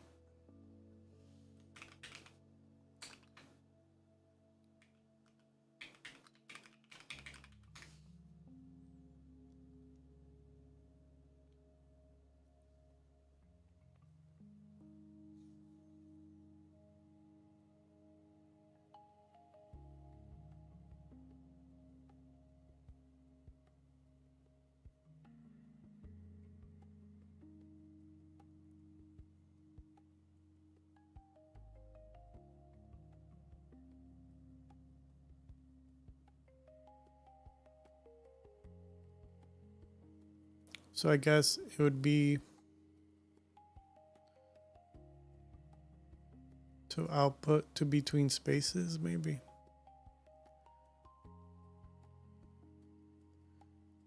Between spaces, that's how I have it. Right now it looks good. If I take a screenshot, just as a cheat, will it save it in that correct view?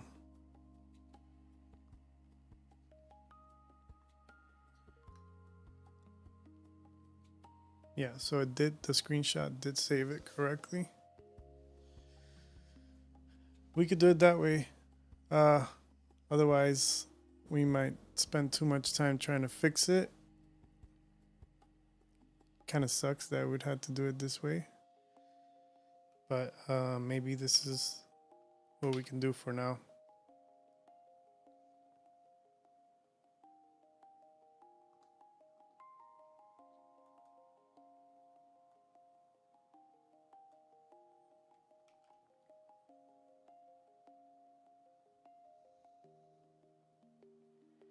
Until I fix it.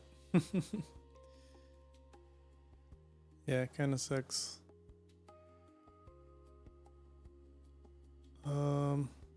Let's see. Oh, I was about to close Houdini. I thought it was the end play.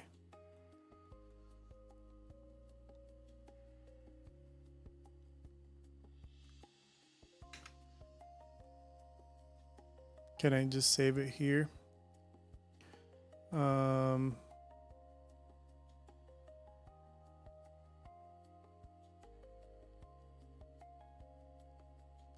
Save frame as.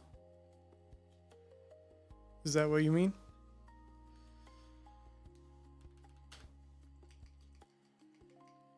Let's do.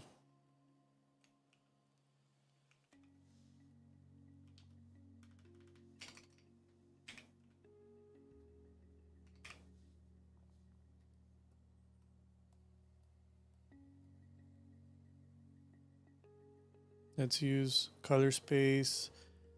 I guess we could leave it like this, and then we'll do end play.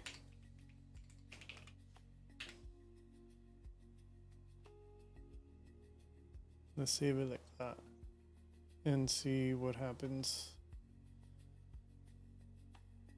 End play. It's still saved like this, brighter. Let's try the other save.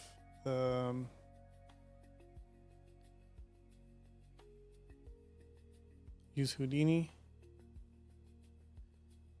and then the untone map, or no, let's leave it like that and see what happens. Override.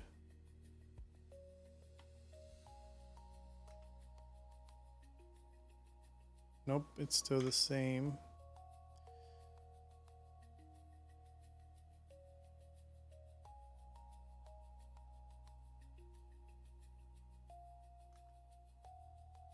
Yep, still the same. Save as. We'll do bake to. Okay, let's save it like this. Bake to view.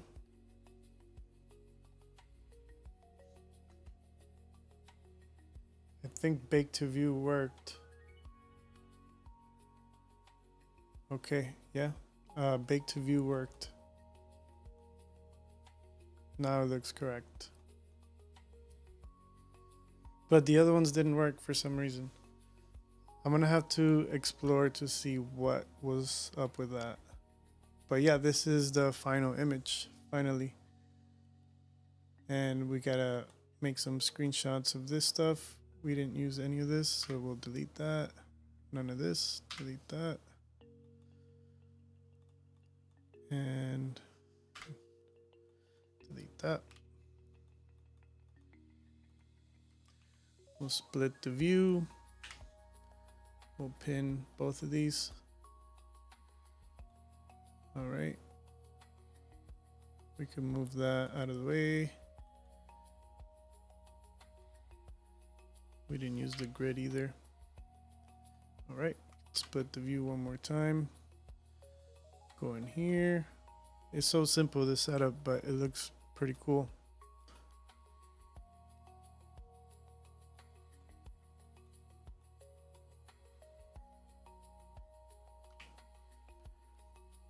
Okay, then we'll take a screenshot for the nodes.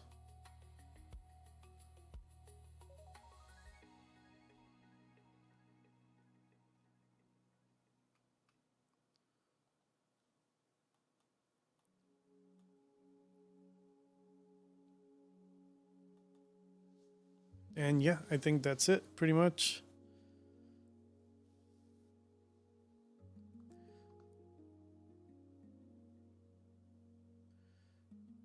Cool. So I hope you guys enjoyed the stream. And tomorrow's going to be the last day, the grand finale for Mardini. And I hope you guys, I hope to see you guys again. And if not, I'll see you in the chats on YouTube. And yeah, that's it. Thank you guys for watching, and I'll see you guys on the next video.